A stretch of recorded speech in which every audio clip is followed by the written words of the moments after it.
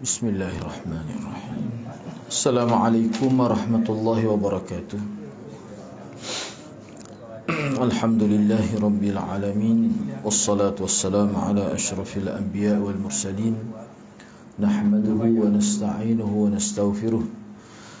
Wa na'udzu billahi min shururi anfusina wa min sayyiati a'malina. Man yahdihillahu fala mudilla lahu ومن يضلل فلا هادي له رب اشرح لي صدري ويسر لي أمري واحلل عقدة من لساني يفقه قولي أما بعد. Alhamdulillah, bersyukur kepada Allah Subhanahu Wa Taala kerana dapat bersama pada pagi ini. InsyaAllah pada pagi ini kita akan sambung perbincangan bab yang ke-14, iaitu termasuk dalam syirik istighathah atau berdoa kepada selain Allah Azza wa Jalla.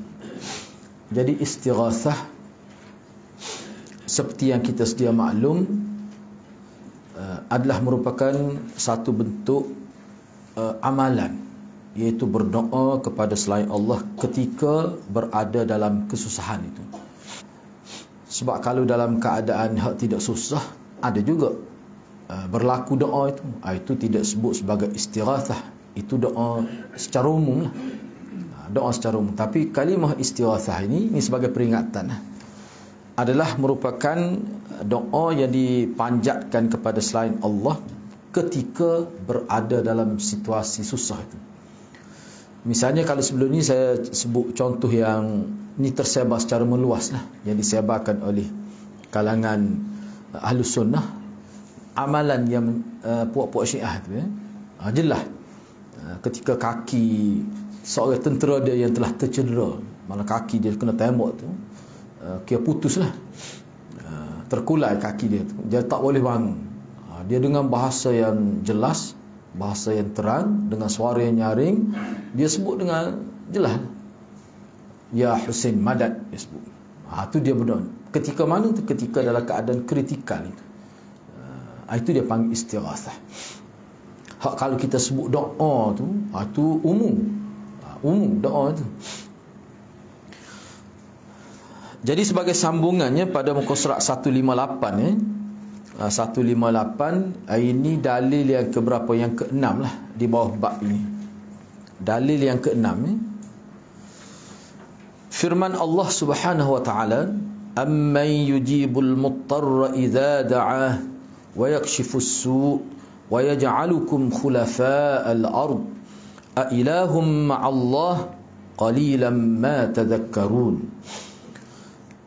Bukankah Allah sebenarnya yang telah memperkenankan doa orang-orang yang dalam kesulitan apabila ia berdoa kepadanya? Dan bukankah Allah juga yang menghilangkan kesusahan? Dan bukankah Allah juga yang menjadikan kamu sebagai khalifah di bumi? Kamu, wahai pemimpin Quraisy, jadi pemimpin memerintah di Mekah pada waktu itu sudah sekian lama. Siapa yang buat itu? Allah itu. Baik, kalau setakat itu kalau kita terjemah setakat itu, maknanya apa yang disebut dalam bentuk soalan itu, pertanyaan itu? Sebenarnya ia bermaksud ni, kalau kita rujuk dari sudut tafsir lah, dia bermaksud apa yang ditanya oleh Allah itu sebenarnya perkara itu memang perkara yang telah diperakui benar oleh puak kafir Quraisy. Betul lah, Allah lah dia penerima. Hak ni di sudut rububiyah. Dia sudut rububiyah itu. Sepatutnya kita akan bicara dengan detail lah. Selepas itu barulah Allah sebut, apakah di samping Allah, a-ilahum ma'allah. Kalau saya terjemuh dalam bahasa Kelantan yang lebih mudah, makna kalau begitu ada lagi ketuhanan lain yang sepatutnya kamu semua. Ilah ni dari sudut uluhiyah. Dah kalau kamu terima Allah tu dari sudut rububiyah, Allah segala-gala, dari sudut rububiyah, menciptakan segala sesuatu, kita kata mengabulkan doa kamu dan sebagainya. Mana dari segi rububiyah tu, kuasa tu hanya ada pada Allah dalam perkara itu.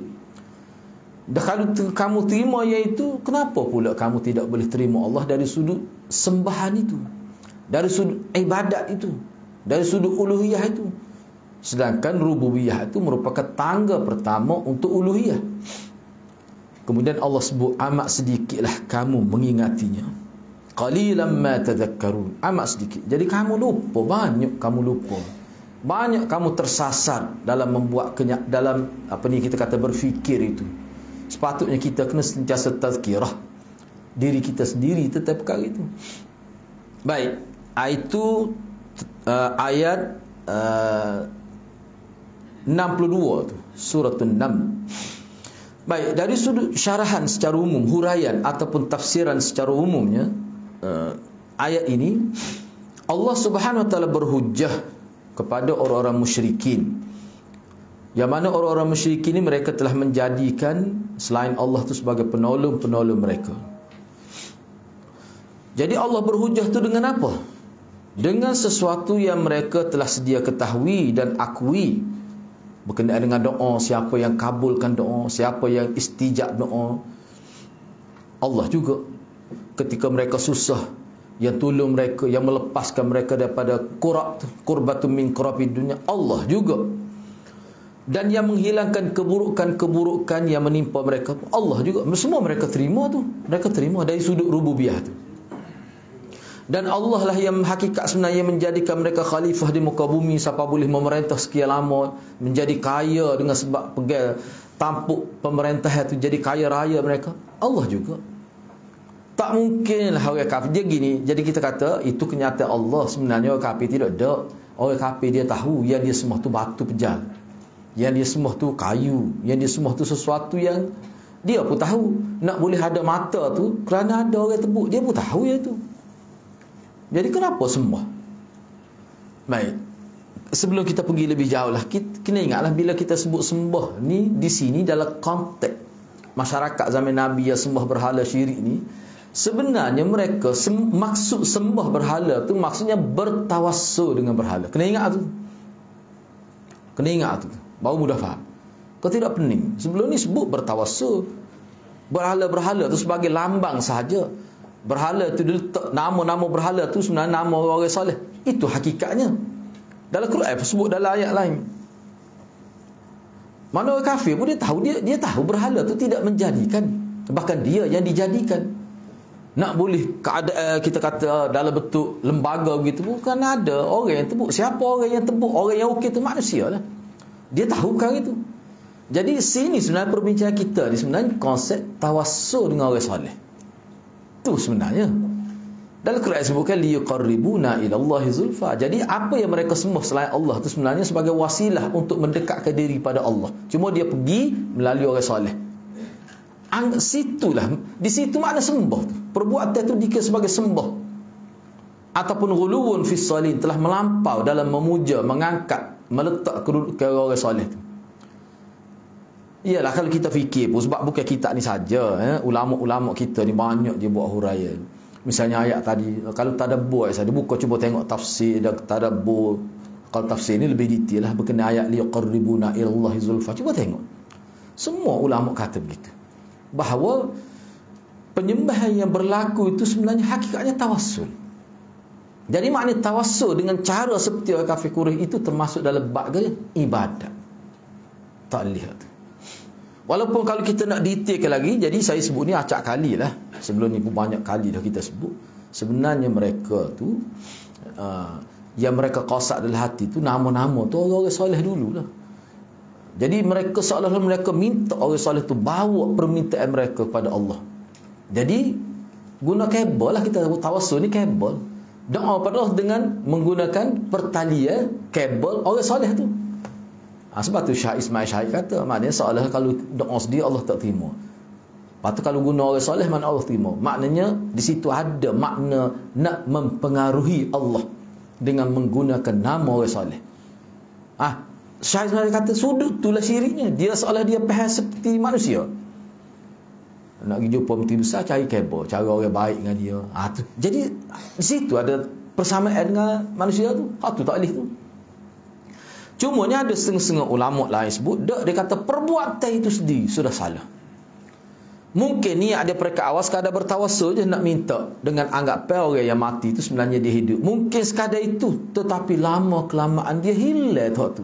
Yang jadinya sembahyang secara khusus. Boleh jadi juga berlaku begitu. Itu khilaf ulama dari sudut tu. Tetapi kalau kita tak sekira lah niat dia, kita tak tahu perbuatan seperti itu secara zahirnya.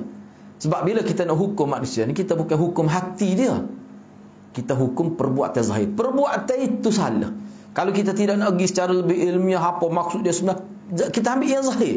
Yang zahir itu salah. Salah tu tahap mana salah tu? Berdosa besar ke? Bukan sekadar berdosa besar, dia boleh membawa kepada syirik kepada Allah Subhanahu Wa Taala. Sebab itulah ulama kita memperingat, kalau perkara yang diperingatkan oleh ulama yang mana bahaya tu berkait dengan syirik, mana perkara tu perkara besar lah. Kita kata ada lagi ulama kata tak syirik, ya khilaf bab syirik ini wajib dijauhi. Patut kalau betul lah kata syirik tu macam mana? Enggak, anak-anak yakin itu syirik tu. Sebab tu dia menjadi perkara penting dalam kerana sebab tu ulama letuk di bawah bab syirik. Bahaya tu. Memang bahaya.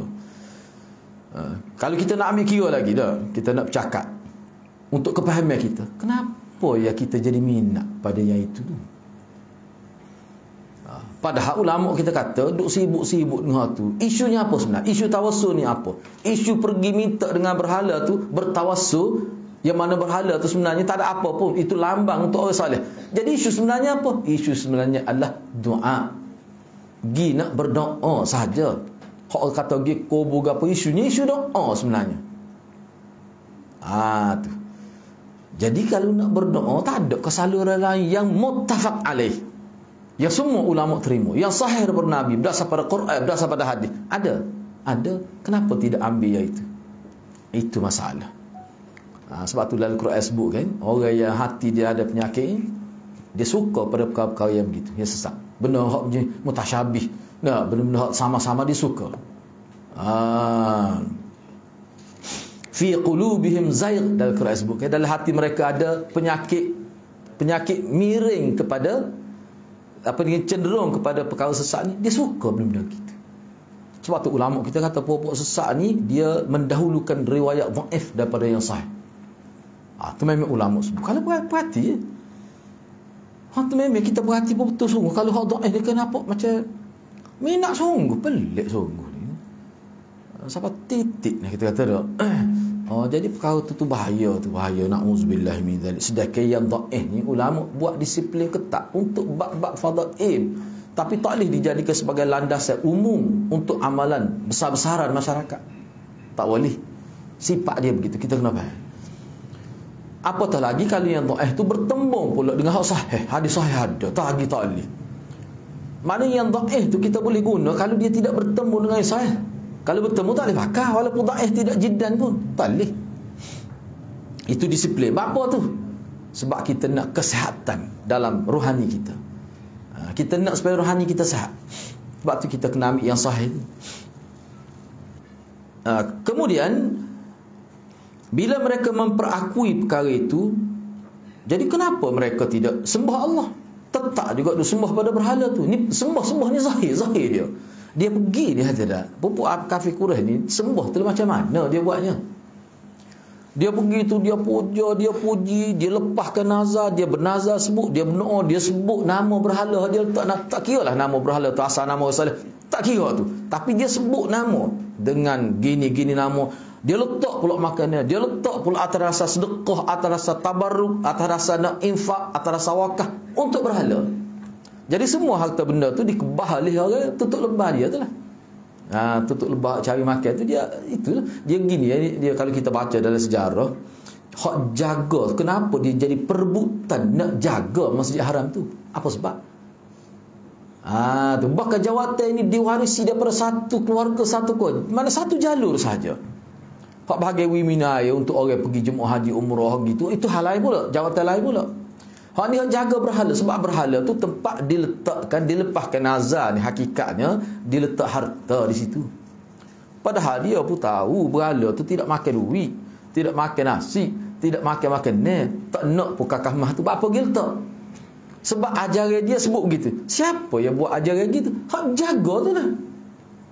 Hak jaga berhala tu. Bila dia letak tu, siapa dia bedah tu ya? Ya kalau kita pergi jauh lagi kan, Jadi terasa hati lah pula. Perkara tu berlaku sampai zaman kita. Gitu boleh PhD lah. Dia kalau sebut tu dia jadi penat lah. Penat tu sebenarnya hakikatnya. Saya sendiri pun pernah tergoda juga tu. Pernah tergoda juga, tapi cuma kita fikir tak sedap ni nak ambil, nak jadi gini ni. Sebab sahabat saya kata, dia kata entah ni, kalau entah wak ai tahu ya. Dia 150 ya. Dia botol besar ni.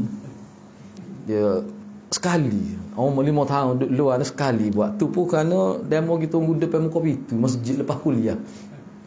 Anak dia jerit tu pergi anak tu. Anak dia jerit tak berhenti. Minta Ustaz Din tolong wak ai tawa. Enggak kita nak ai tawa ni mudah lajak hati-hati nak. Moga tak perlu capur apa-apa pun. Jadi saya menyasar nak ayat ceritanya. Jadi saya pun sebuah salah sebab kita pun memang kita malah terlibat lah benda-benda gitu. Saya kata begini, pergi jumpa doktor lah dia kata. Dia kata nak urus dulu, nak buat cara ni baru nak pergi jumpa doktor. Kata berapa hari? 3 hari. 3 hari tak pergi jumpa doktor lagi. Anak jerit tak tidur malam. Ada juga ketika tidur, tapi banyak jerit lah. Saya tak buat lah. Saya kata gini lah, pergi jumpa doktor lah. Dengar doktor kata apa. Sebab ada kes berlaku seseorang tu. Ni doktor juga cerita pada saya. Seorang tu dia bila dia buka mata nampak jalur, 2 jalur. Nak tahu apa tak tahu. Dia pergi jumpa Tok Bomo kata ada orang buat. Tok Bomo kata. Dia tutup tak nampak lah. Kalau dia buka nampak jalur, 2 jalur. Orang buat lah. Lepas tu tak elak juga. Berapa orang Tok Bomo tak elak. Dia pergi jumpa, dia tak segi lagi hospital. Dia pergi jumpa doktor homeopati. Doktor tu loh sana. Doktor homeopati kata ni tak ada penyakit orang mata, dia beri ubat sama sehari lah. Doktor homeopati tu kata. Memang doktor homeopati kata dia cerita pasal konsep homeopati setakat ni sampai sini ada berapa puluh ubat. Hak di sini sampai sini saja. Hak bahagian mata saja berapa jenis ubat. Memang hak tu jelas dia tunjuk pada saya buku tu ni penyakit ni jalur tobik. Mujur tak tobik warna. Tobik warna musim-musim ni dah. Musim nak pilih raya tu kalau dia tobik warna tu lagu mana aku? Ni tobik jalur ya. Nak ayatnya orang kita ni adalah pergilah rujuk pada bahagian fizika baru tu bukan itulah. Mudah sangat. Jadi berapa dah kena situ? Untuk ngomong ni, untuk ngomong tak main pula ya. Zaman lah ni. Gua minyak gua berapa dia kata. Saya buat, terpaksa buat juga sebab aksi dia. Dia wis 150. Uish. Kata parut utang ni. Kita ada hati. Minta maaf lah sebab ni cerita benar, ni kisah benar. Cuma saya tak cerita pada media lah. Jangan koyak korek lah. Ni pokok kita ni nak. Allah patutlah sahabat saya kata. Saya pergi tu tak berapa hari pun sahabat saya pergi jumpa dia kata membomo lah dia kata kalau duduk sini dia kata wak ai tawa dia kata petih dah tu. Dia sebut pada saya gitu. Dia istilah atas diri dia sendiri. Dia kata dia kata untuk bahagian dapur lepas ngau tu ya. Sebab dia kalau mai ajak dia untuk email tu dia boleh 200. Anak buah ni 50 ya kadang dia paling debit pun kalau dia nak buka syarikat dia waktu mahal dia bayar dia panggil korporat tu. Dia pun lah doa tu lama lah sikit kalau ini gitu. Dia besar saya. Kita baru dengar pokok dia ceritalah gini pengalaman dia. Tu nak ayat buih tidak. Jadi kalau kita perhatikan dia sebenarnya dulu pun kih-kih gini dia ada juga unsur-unsur duniawi tu. Na'udzubillah lah. Saya tidak kata pada ustaz-ustaz kita ni mungkin dia hati dia tidak gitu. Kita tak kata. Cumanya ada berlaku begitu. Guru saya pun sebut. Perkara tu memang berlaku. Tapi saya yakin tidak semualah. Tapi ada berlaku. Jadi kita tak silap benda-benda gitu tu. Mencemarkan maruah orang agama tu. Itu ya dulu kan ada istilah Tok Lebah Puluk orang panggil. Tok Lebah Puluk dia panggil. Lain Tok Lebah Pizza. Tak main dah puluk-puluk ni bagi klasik tu. Bapa jadi gitu. Bapa jadi tu sebab dia urus agama tu dengan duit. Banyak dengan duit. Tu kan. Jadi bagi orang kaya dia sukalah. Sebab tu kalau dulu Orang-orang yang begini dulu zaman Arab Jahiliah, dia dipelihara oleh koprak-koprak di zaman itu. Koprak pera dia. Sebab apa? Mana orang perak boleh guna? Dia ada give and take. Dia kata, awak BBT, saya doa supaya awak terlepas daripada bala gini. Masing-masing dia tu, dia punya hubungnya tu. Lah ni pun gitu juga. Kita kata apa pupuk kaya saja duduk belakang, pupuk gangster kata tak. Dia ada tu buah-buah tu. Dulu gitu dah, bukan kata perkara baru. Bahkan kalau kita baca dalam sejarah, dia punya bomoh ni juga disebut sebagai, dia sebenarnya sihir lah. Bomoh zaman dulu dukun-dukun sebenarnya ahli sihir lah sebenarnya. Bahkan setiap bani, setiap keluarga besar tu dia ada bomoh yang tersendiri. Dan bomoh ni hidup cari makan kau tu. Tak kerja lain tu. Tidak kata musim tertentu pergi Singapura kerja dah. Memang tu kerja dia. Sebab juga penyair pun gitu juga. Dia cari makan. Zaman kita ni pun berlaku juga begitu. Berlaku juga begitu. Sapa juga kepada saya. Kadang-kadang orang kita ni dia tak fikir kesal dia. Dia buat post kereta tu 40,000. Dia kata duit ni khusus untuk akaun dia mayajak. Lama tu boleh sampai 40,000 dia kumpul. Bawa dia mayajak tu dia kumpul, dia post dalam satu akaun. Siapa dia boleh buat post kereta 40,000. Malas sebut dah siapanya. Sebab seminggu lepas tu diberitahu pada dia tu sakit lah ni. Kita pun doa mudah-mudahan Allah SWT ampun dia. Dia sebut gitu, dia bangga. Jadi tu siapa juga pada saya. Nak buat macam mana? Benda-benda gitu ya sebenarnya. Hak ni, hak tu sebenarnya. Sebab kalau ikut Nabi Muhammad ni, nak duit kena kerja. Dia tak boleh ambil atas maya, atas zikir. Ni tempat saya tak bawa pula, tak ingat duk mana. Kalau tak habis jumpa, cari duk sipir dalam air tu. Borel nak doa di tanah haram. Tu dia ada borel khusus tu. Kalau nak doa berapa ribu kali, dia bayar mahal sikit. Moga ni dia kena tindak banyak, dia tebal lah sikit. Bila tebal jugalah tu pun kira gitulah. Ada borel khusus. Saya ambil di masjid borel ni, tempat saya kuliah.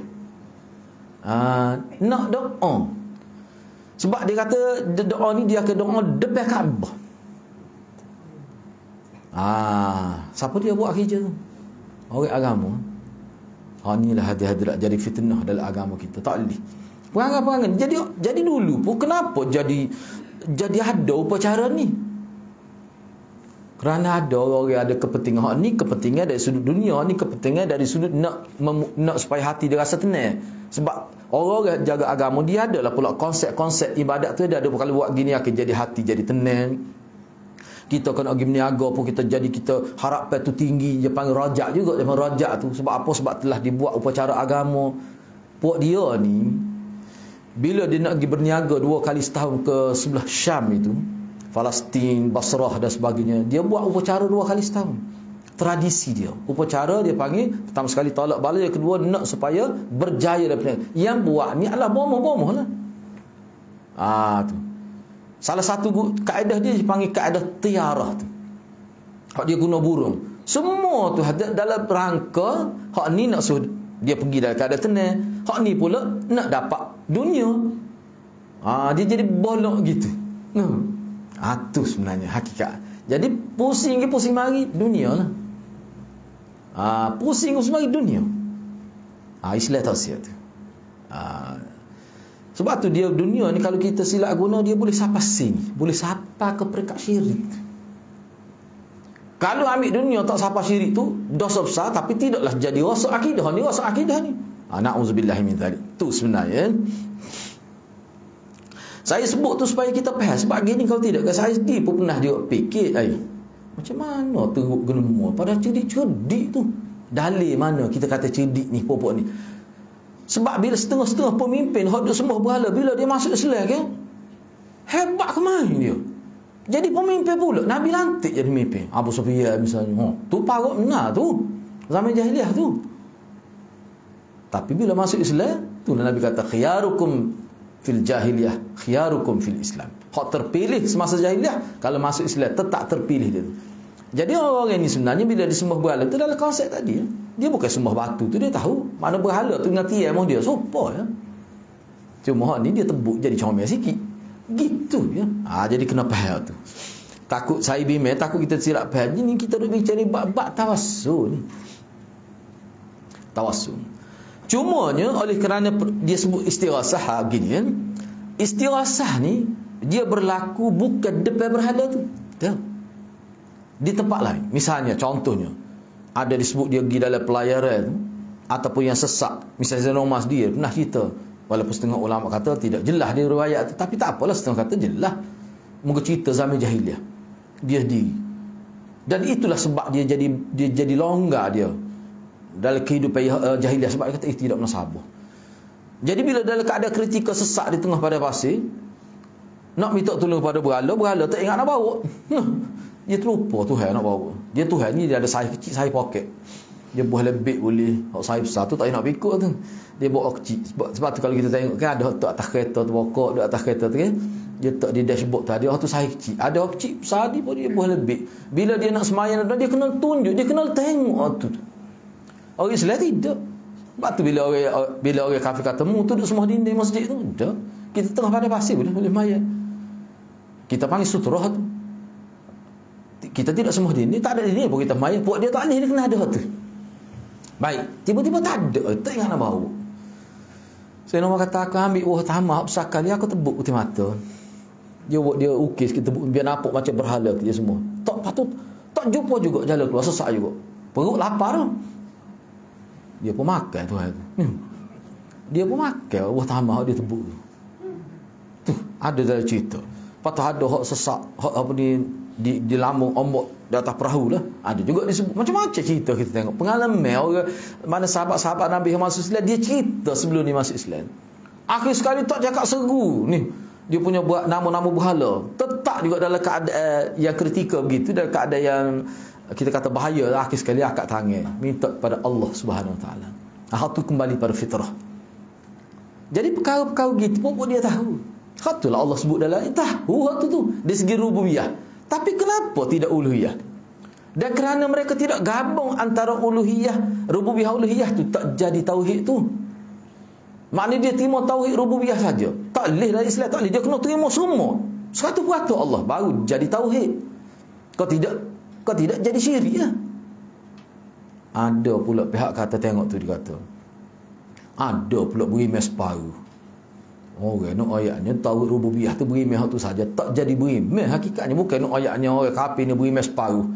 Ada pun tak setuju dengan tauhid 3. Dia kata gitu. Tengok dia kata popok tu lah. Nah, popok tu. Ya, kita pun nak sebut lawyer. Popok tu dia kata. Ada ke dia kata orang kafir ni berimeh separuh? Dah 3 ke? Uluhiyah, rububiyah, tauhid asma' wa sifat. Berimeh rububiyah saja. Dia kata orang ni kata orang kafir zaman jelas beriman tapi tidak beriman sepenuhnya. Tak ada orang kata gitu.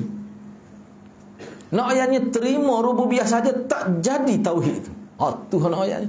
Itulah yang berlaku kepada masyarakat jahiliah. Dia terima Tuhan. Seperti yang kita baca, kalau kita baca dari kitab, tak ada orang kafir kata. Kita tak akan jumpa dalam mana-mana kitab klasik kau kitab mana-mana pun orang kafir kata hak semua berhala tu, berhala ni lah yang menciptakan bumi, yang menciptakan langit, yang menciptakan sungai, yang menciptakan buah-buahan. Tak ada apa-apa. Sebab dia sedar berhala tu pun tu batu, ambil bukit ni. Kalau kita baca sejarah bagaimana proses Hawa pembentukan berhala tu, batu besar nak bawa tu golek atas bata tamar tu, nak boleh sapa ke tempat nak tebuk mata tu, nak ukir tu. Dia pun tahu sejarah tu. Seperti Sayyidina Bakar kata ke, masa dia remaja tu ayah dia bawa. Sebab Abu Bakar ni salah seorang daripada awal lagi dia tak minat pada berhala ni.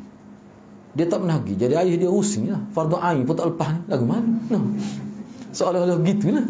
Jadi satu hari tu ayah dia bawa letak dalam bilik makbad, makbad dia, tempat ibadat tu. Ayah dia pun tinggal di situ. So dia menghayati dia punya kehidupan beragama cara wasani itulah, cara sembah berhala. Ayah dia pun tobik gimana. Saya nak bakas sendiri dia cerita. Dia kata aku tengok kau berhala. Aku tengok. Kata aku berasa lapar dia kata. Dia berasa lapar. Dia pun ajak aku berhala lapar ni dia kata. Dia ajak aku berhala tu. Ni saya terjemah bebas bahasa Kelantan lah ni. Ejah lah dia kata. Nak makanan. Dia sebut gitu. Dia katanya awak tak tahu.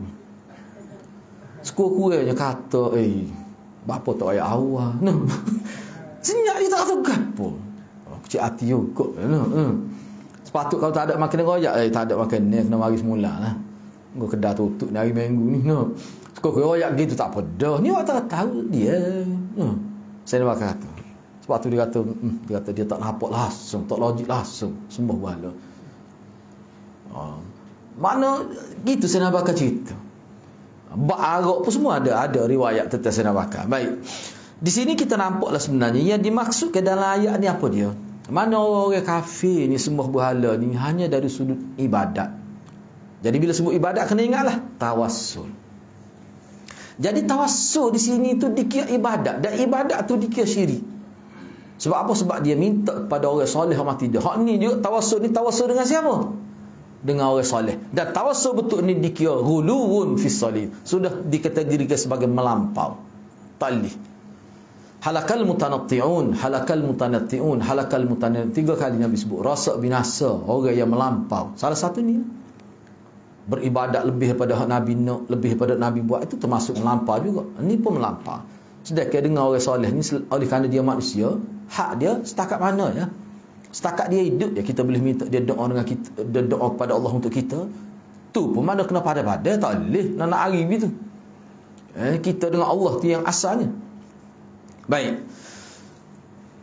Jika sembahan-sembahan mereka tidak dapat melakukan hal tersebut, mana jelaslah bahawa berhala mereka sembah, mereka minta, mereka duk tawassul, mereka duk hadap, duk lepas nazar. Tak boleh nak buat semua tu. Kalau Allah sebut 3 perkara tadi di awal ayat ni, tak boleh. Dah kalau dah jelas gitu, jadi kalau kita, ni saya tidak baca sini lah, baca sendiri lah. Mana logik mana tu? Secara waras lah kita. Secara logik, kok mana tu? Perlu buat gitu, perlu sembah, perlu minta dengan bal. Kok mana? Cuba ayat. Tak boleh nak ayat. Gitu kan. Tetapi mereka ni tak ingat. Dalam masa yang sama Allah kata mu kena ingat juga at-tazkir bi an'umillah tu, kena ingat juga nikmat Allah yang beri nikmat pada kamu, boleh makan, boleh minum, berkeluarga, bahkan nikmat besarnya kamu jadi pemimpin politik pada waktu itu. Kamu menguasai masyarakat. Kamu kata lah masyarakat terima. Siapa meletak ke kamu di tampuk kuasa tu? Allah juga. Tak ingat kau tu? Nikmat tu. Itu tazkirah Allah kepada kafir. Baik, perkara-perkara gini, saya nak sebut gini. Jadi kita kata, Quran sebut, Allah sebut pun tak terima juga kafir. Tak ramai mana orang yang bila Nabi mati baru dia terima. Ramai. Nabi wafat barulah hak Nabi dakwah di Mekah tu baru masuk Islam. Nabi wafat baru masuk Islam. Ramai. Menyebabkan mereka tak jadi sahabat. Sebab itulah kalau kita perhatikan sini, poin penting juga yang kita kena faham. Kita ni tugas kita sabar. Kena fikirnya bagaimana biar maklumat benar tu siapa. Lepas tu serah pada Allah. Lepas dah kita tanggungjawab tu. Dia terima atau tak terima tu urusan dia dengan Tuhan. Kita kata tengok Nabi, mana sabar kalau kita tengok. Kenapa Nabi meninggalkan Mekah pergi ke Madinah? Sebabnya sudah cukup dah dengan dakwah Nabi 13 cukup dah. Kalau nak beriman pun cukup dah, dia boleh beriman. Mana tertegak dah hujah tu. Tapi tak usah beriman lagi tu. Inadan wa kufra. Quran sebut kan. Kerah kepala tu. Memang jenis kufur tu. Cari orang lain pula. Cari tanah lain pula. Cari medan dakwah lain pula. Pergi ke Madinah rupanya lebih lembut hati orang Madinah. Nabi pergi tu hak sambut dia 900 orang lebih dah. Hasil usaha Sa'ad bin Mu'az tu. Tu perlu juga kita perhati. Jadi kadang-kadang duduk sibuk dengan cari orang lain lah pula. Kita nak keceknya hebat tak. Sunnah tinggal dia. Kita doa biar dia masa nak tidur juga teringat yang kita sebut tu. Kadang-kadang boleh berlaku begitu. Jadi kalau kita faham itu, kita tak stres gitu. Ini siapa nyopoh dalam dakwah. Tak kena lah tu. Mata ni tak berubah lagi. Pendakwah berapa lagu tu? Pada 3 kali bawa ya. Kau ini tak berubah. Dia kata menata apa tu piyah. Piyah apa kali tokar berubah dak ni tu. Pakai selipar dalam dia kata dulu kat piyah ya. Nak macam mana? Bukan kerja kita tu. Tugas kita menyampai ya. Tak perlu stres dalam dakwah. Dia tak terima macam mana. Gitu ya. Sebab ada orang sebut pada saya gini, dia dalam satu program ni saya nak berkongsi. Itulah kita pun kalau kita tidak faham ni, kita pun jadi luntur juga semangat tu. Dia kata pada saya, ni pekat MA dia ni dalam bidang agama lah. Dia pergi jawatan besar lah. Ketika masa memakai selepas program tu, dia sebut pada saya. Sebab dalam dewan pada waktu tu, masa soal jawab tu ada orang tanya bab ni lah, khilaf-khilaf ni lah. Kita pun tak berminat langsung pun nak sebut. Sebab tu saya tak sebut dalam pembentangan tu. Cuma jawab soalan dalam sesi soal jawab. Tentang talqin, tentang tahlil orang mati ni. Saya kata gini mudah. Saya tidak suka menghukum lah. Mudah yang gini lah. Awak belajar cara hidup Rasulullah, cara hidup sahabat lagu ada ke tak? Situ.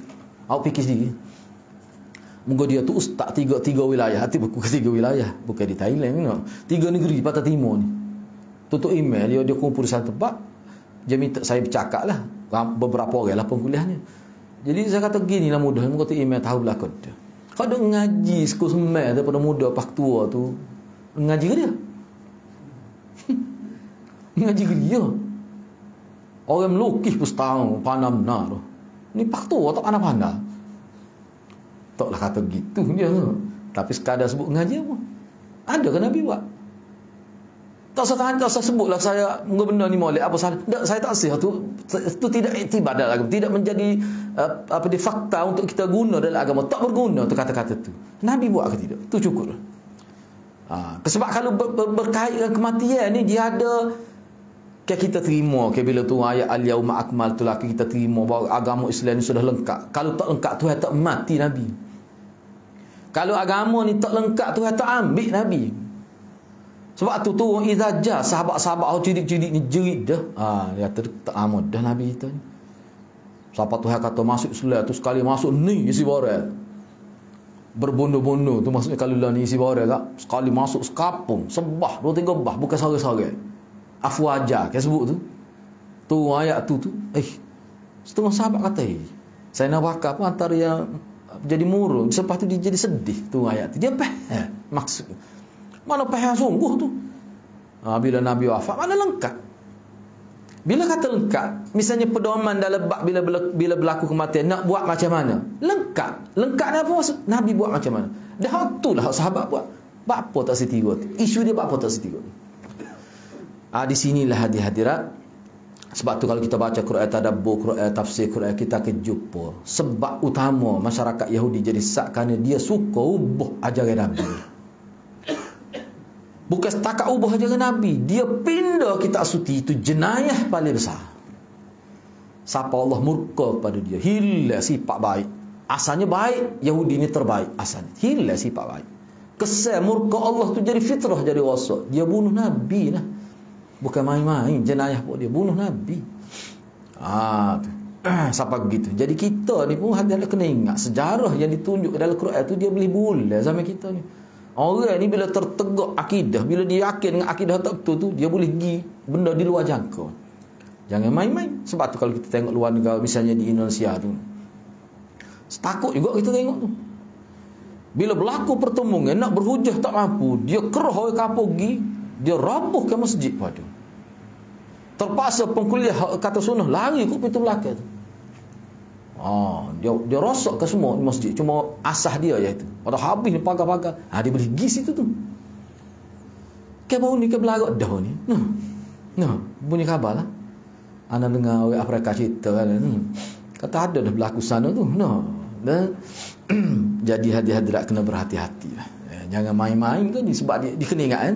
Sebab tu ulama kita kata manusia ni kalau dia bergerak atas nama akidah dia sanggup mati. Misalnya kalau kita belajar tentang ajaran batiniah misalnya. Ajaran batiniah ni sebenarnya dia peringkat awal lagi dia bergabung dengan Syiah. Dia bergabung dengan Syiah. Sebab dia banyak persamaan. Dia bergabung dengan Syiah. Dia bergabung dengan Syiah. Bila dia bergabung dengan Syiah, ada pokok dia ni. Dia lapar kumpulan Ibn Jauzi kata kelompok besar hak jenis pasal ekstrim dan juga orang ni tersebar. Mana ada di kalangan puak dia ni ketua dia batiniah ni, mana dia dakwa ni dia akan mi'raj bertemu Tuhan. Dia akan naik ke langit seperti mana Nabi SAW. Jadi kalau sebelum dia naik tu ambillah cepat-cepat ilmu daripada dia. Pengikut dia percaya tu kan ikut Tok Guru royak, Tok Guru kata lah dia terima. Semua kata-kata Tok Guru jadi wahyu. Jadi kerajaan Islam pada waktu nak tangkap dia pun lari. Dia lari, dia masuk dalam rumah dia. Maka tentera kat dia kepung rumah dia. Ini dalam kitab Talbis Iblis ada sebut. Patutlah kitab lain pun ada. Bila dia pecah pintu rumah dia masuk, cari tak ada dia. Buka dalam bilik dia, ada satu relau yang besar, mana besi tembaga lah, apa ni, logam tu tak. Lepas tu ada api bawah tu, air menggelegak. Disyaki lah. Sebab dalam air tu tak ada tulen pun tak ada. Disyaki dia terjun dalam air tu. Rupanya tu air kimia. Menyebabkan jadi hancur seluruh dia hilang. Jadi tak boleh nak kesal, tak ada tulen pun tak ada. Apa kesal selepas daripada itu? Mana dia sanggup mati. Kesal dia, pengikut dia yakinlah hak tunggu dia sebut bahawa tunggu dia akan Mi'raj. Tunggu dia naik ke langit, hilang. Jadi kau sesak lagi pengikut dia. Padahal tunggu dia mampu ke hal itu. Dia terjun dalam air tu. Tu hati. Saya nak sebutnya, orang yang terlibat dengan reja salah bila siapa tu tahap tu, dia sanggup sampai situ. Bukan orang Islam saja sanggup jihad ni. Hak sesak pun dia sanggup juga. Bila jadi akidah. Sebab tu sesuatu yang bersifat orang panggil talakkan akidah ni, dia berat, dia besar. Tu bahaya tu. Sebab tu kerajaan wajib dia kena jaga sebelum benda ni jadi akidah kemah keming. Kita kata tak goget, jadi lagu tu. Ni duk biar bawa pula mari. Alah, lemah kita ni. Tukarlah ekskul agama tu. Bolah punuh rakyat lagu tu. Tak erti ketemu. Apalah.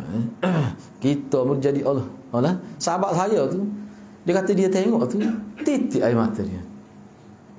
Sedih dia. Enggak dia orang Kelantan juga.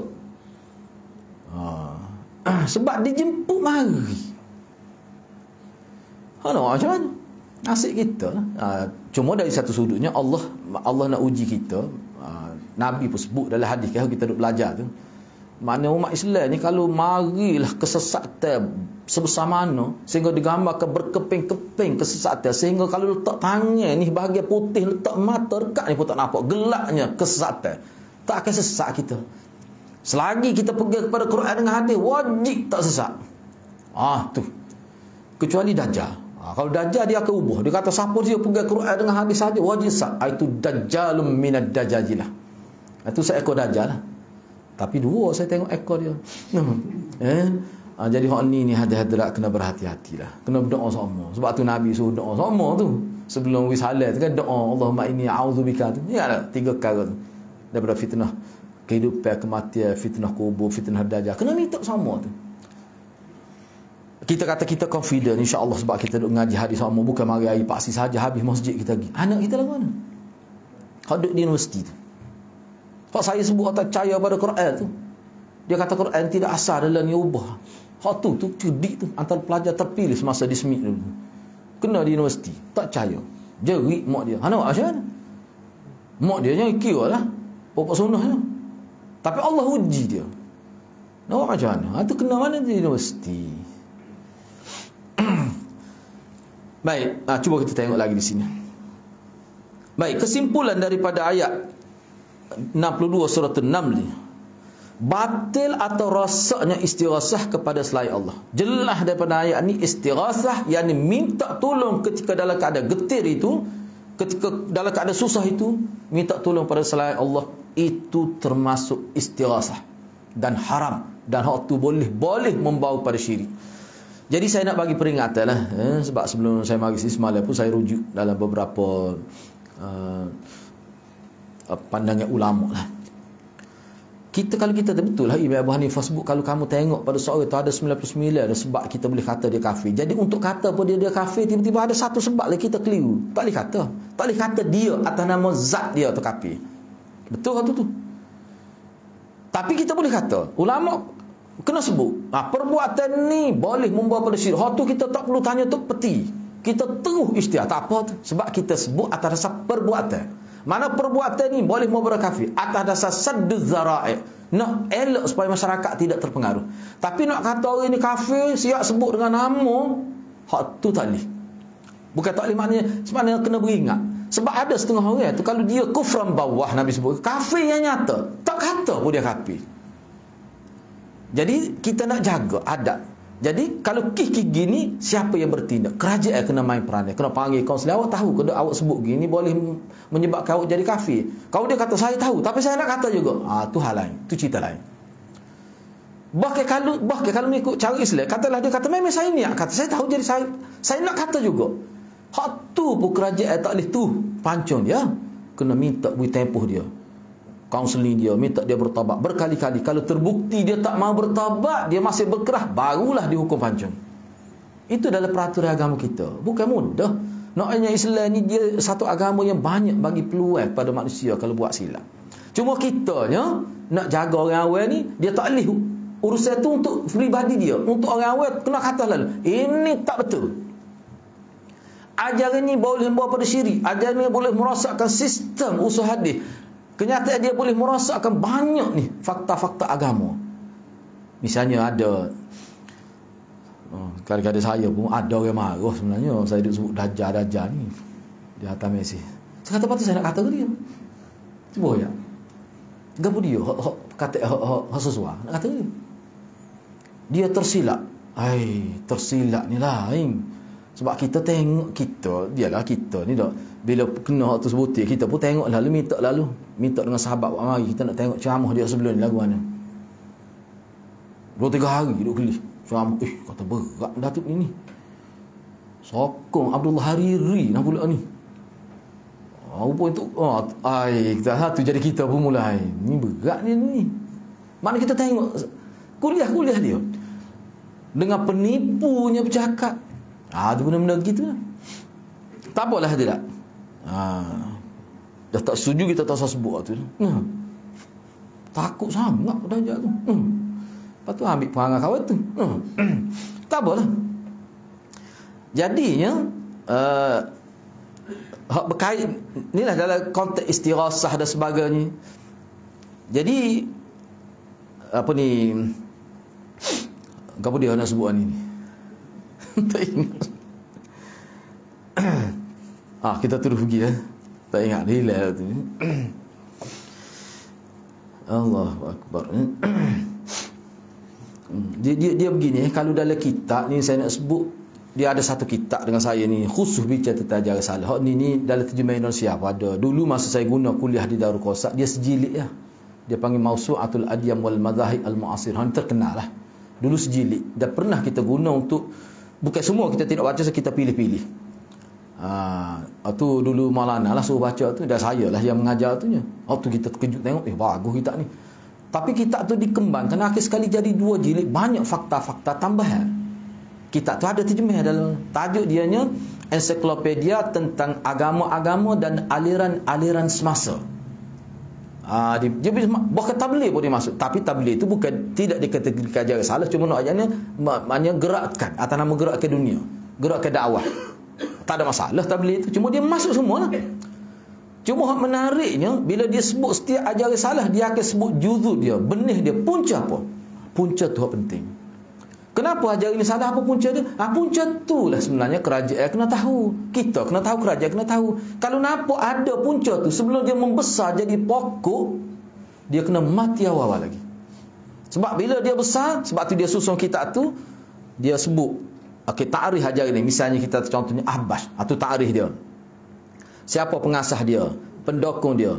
Ajaran dia bermula di mana? Dia panggil juzur, benih hak mula-mula. Punca dia tumbuh tu apa? Dia buat tu.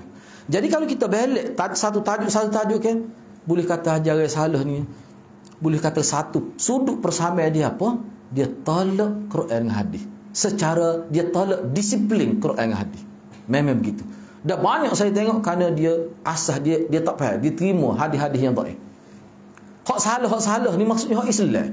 Sebab dalam kitab tu dia sebut hak ajaran yang salah tapi hak tak berkait dengan Islam. Dia ada bab khusus pula. Jadi kalau kita perhatikan ajaran salah hak tak berkait dengan Islam, banyak persamaan. Dengan hak orang panggil Islam ni, banyak persamaan. Tu perlu tahu sebab bagus kita tu. Sepatutnya kena jadi sukatan juga tu.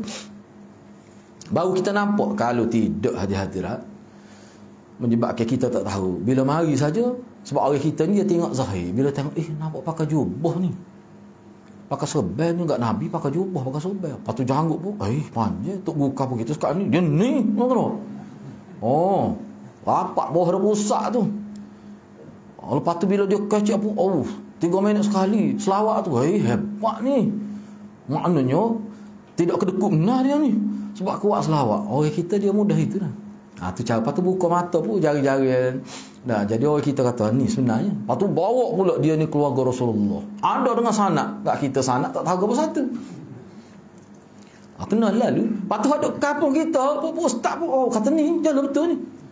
Cukup sekotak hadirat. Terima lalu orang kampung. Tak cakap ayat lepas pada tu. Lepas tu buat program pula. Penuh orang. Ramai terkejut tu tengok. Ribut pun tak lari.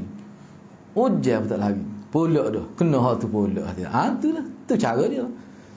Jadi perkara-perkara gini hadirat. Ni orang panggil cara Allah nak uji masyarakat zaman kita. Mari pula. Betul lah dia tak boleh masuk Mekah Dajjal. Tapi Serami Mekah dia boleh masuk. Itulah hadirat. Ni orang dah sebut lah. Tapi muka Nabi kata, Nabi-Nabi dulu pun sebut sama tentang Dajjal ni kepada pengikut, kepada umat dia. Sebab Dajjal ni bahaya. Sebab Dajjal ni ada dua. Kalau baca kitab Dajjal akhir zaman, hak perang dengan Nabi Isa tu, hak tu memang tak tahu bila. Hak tu mata dia rosak, tulis atas raih kapi. Hak ni tak tulis. Lepas tu pendek, kaki pekar, rambut keriting. Wuduh berat apa ni Dajjal tu. Hak ni Syamil. Molek lah pun. Tu orang terpengaruh tu. Nak ayatnya hak Dajjal tu pun orang terpengaruh. Sahkah ada ni? Banyak je. Benda-benda gitulah. Kalau kita baca sejarah ajaran sesat ni, kadang-kadang sedih juga kita. Setengah-setengah ajaran sesat ni, kalau dalam bab seks hadirat boleh dikatakan. Kalau bab seks memang luar biasa pelik. Bacalah ajaran salah mana mesti ada. Walaupun berat keangin tu ada beza. Tapi kalau Syiah hadirat boleh berlaku. Dengan mahram pun boleh Syiah. Bukan semua Syiah. Syiah Rafidah. Sebab dia mari daripada Batinah. Batinah ni dia ada satu kelompok dia. Dia menghalalkan seks. Boleh berlaku. Dengan mahram pun boleh. Tak ada masalah. Ni ajaran Majusi kuno. Majusi ni dia ada pecah dia pula. Tapi ada kelompok Majusi ni dengan mak pun boleh. Dengan adik-beradik pun boleh. Tu. Kalau kita baca kitab Syiah memang benar tu ada. Ni hari ni berapa Muharram? Malam 9 Muharram tu. Malam 10 Muharram tu 9 lah. Malam tu.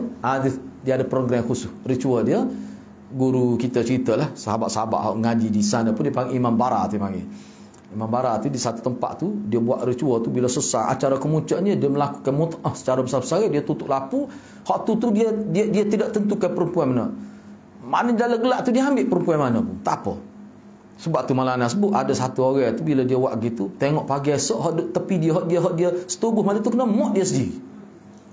Malah nak cerita. Lepas tu tubik dia Syiah tafsir. Kena mak dia tu baru terbuka fikiran. Siapa situ hadirat. Ajaran salah ni. Moga malam dia tutup lampu. Enggak pegang. Ni tina dah ni. Hak jatuh hak tina pegang ni jatuh dah ni janggut ni tak ke tina janggut. Terus melakukan hubungan. Agama ke berapa lagu tu? Kambing pun tak buat malam. Nak ayatnya hadirat sesak setara tu. Sebab tu pagi tadi pun kita baca tu. Dalam kitab Talbis Ibn Jauzi kata pokok ni dengan mahram pun boleh. Ajaran salah. Sebab tu Syekh Shaltut ni apa ni dia ni Syekhul Azhar satu ketika dulu.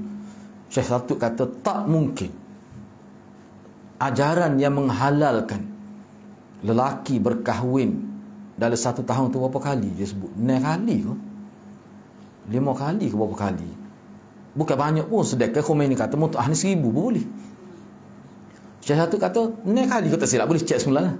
Sebab dia kira maknanya perempuan tu edah dia berapa kali. Mana kalau 6 kali setahun maknanya tak ada habis edah nikah tu. 3 bulan 10 hari dah. 3 bulan kita 3 bulan. Kalau 6 3 kali 6 dah berapa dah. Mana kalau 4 orang pun rapat jik tu dekat-dekat benar tu. 6 orang gitulah saya tengok boleh cek semua. Tak mungkin. Ajaran yang menghalalkan perempuan kahwin 6 kali setahun ni tak mungkin datang daripada Allah. Tak mungkin datang daripada Allah. Tutup selalu. Tutup kemah. Sedangkan Khomeini kata dah 1000 pun boleh. Tu. Baik. Macam-macam tidak batu kena ngaji lah. Sebab tu saya ingat habis kitab ni kita nak bincang khusus tentang ajaran salah tu. Secara umum tak apa dah biar tahu. Kalau baca habis 2 jilid terhadap dia bulu ni kepala ni. Dia jadi itu. Bengil tu kata berat. Akhir sekali nampak Islam saja Malik. Nampak Islam saja Malik. Lepas tu kitab tu bagusnya, di akhir sekali tu dia kata kalau awak nak baca tentang batiniah ni, dia senara kitab yang perlu kita cari. Tu bagus dia tu. Baca kitab ni lah. Tu. Baik, yang kedua, orang-orang musyrik di zaman Nabi SAW mengakui rububiyah Allah. Mana terima Allah menciptakan alam, dia terima. Bahawa Allah yang menciptakan, mengatur alam semesta, mendatangkan manfaat serta menolak bahaya dan lain-lain. Tetapi keyakinan mereka ini tidak menyebabkan mereka jadi Islam kerana percaya itu saja tak boleh. Kita kena percaya tentang Allah ni semua A to Z, 100% Allah belaka. Tu makna tauhid. Sebab tu saya sebut berkali-kali hadirat. Kalau orang tanya kita, baik, tu teori kita sebut secara lisan. Nak memperkukuhkan tauhid, tahqiqut tauhid. Sebab tajuk kita ni, sebenarnya tajuk besar program kita ni nak merealisasikan tauhid dalam kehidupan. Ana tahqiq tauhid fil hayah. Kita nak pastikan tauhid kita dalam kehidupan betul-betul, tak ada sikit sebesar zarah pun tak ada terlibat dengan syirik. Hak tu kita nak. Cara mana? Dia perlu latihan. Latihan bagaimana? Nak buat sesuatu kena sebut nama Allah. Sebab tu Nabi ajar kita, nak buat ni baca doa ni, nak buat ni baca doa ni, nak tidur baca doa ni. Tidur dah, mimpi pun terkejut. Jumpa wali tu je terkejut ketar, mimpi. Takutnya bahuduh wali tu dalam mimpi tu. Jadi bangun misalnya, terkejut. Nak doa ke dia? Ada doa khusus tu terkejut masa tidur tu. Nak ayatnya Islam ni tauhid semua. Nak masuk bilik air sebut nama Tuhan lagi. Dalam bilik air tak boleh sebut, tapi dalam hati boleh. Dalam hati boleh, ulama kata. Tobik sebut nama Allah, ghufranak, ya Allah ampunilah dosa-dosaku.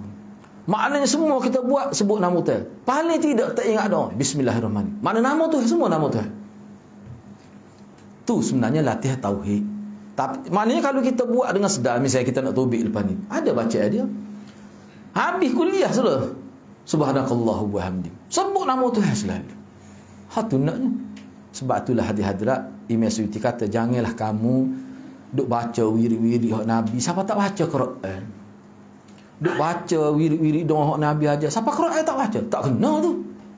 Hak tu sebagai tambahan saja, tu pemangkin. Hak besar sekalinya Quran. Nabi sendiri pun baca Quran. Hak lain tu sebagai tambahan saja. Kena ingat tu. Imam Suyuti pun sebut gitu. Sebab tu kita hadirat, Allah tu dia lebih besar. Kalau kita belajar hadis Nabi, tak benar kita rangkaikan Allah dengan Rasul tanpa ada waw ataf. Banyak kalau kita jumpa dalam hadis misalnya kita kata hadis apa tu?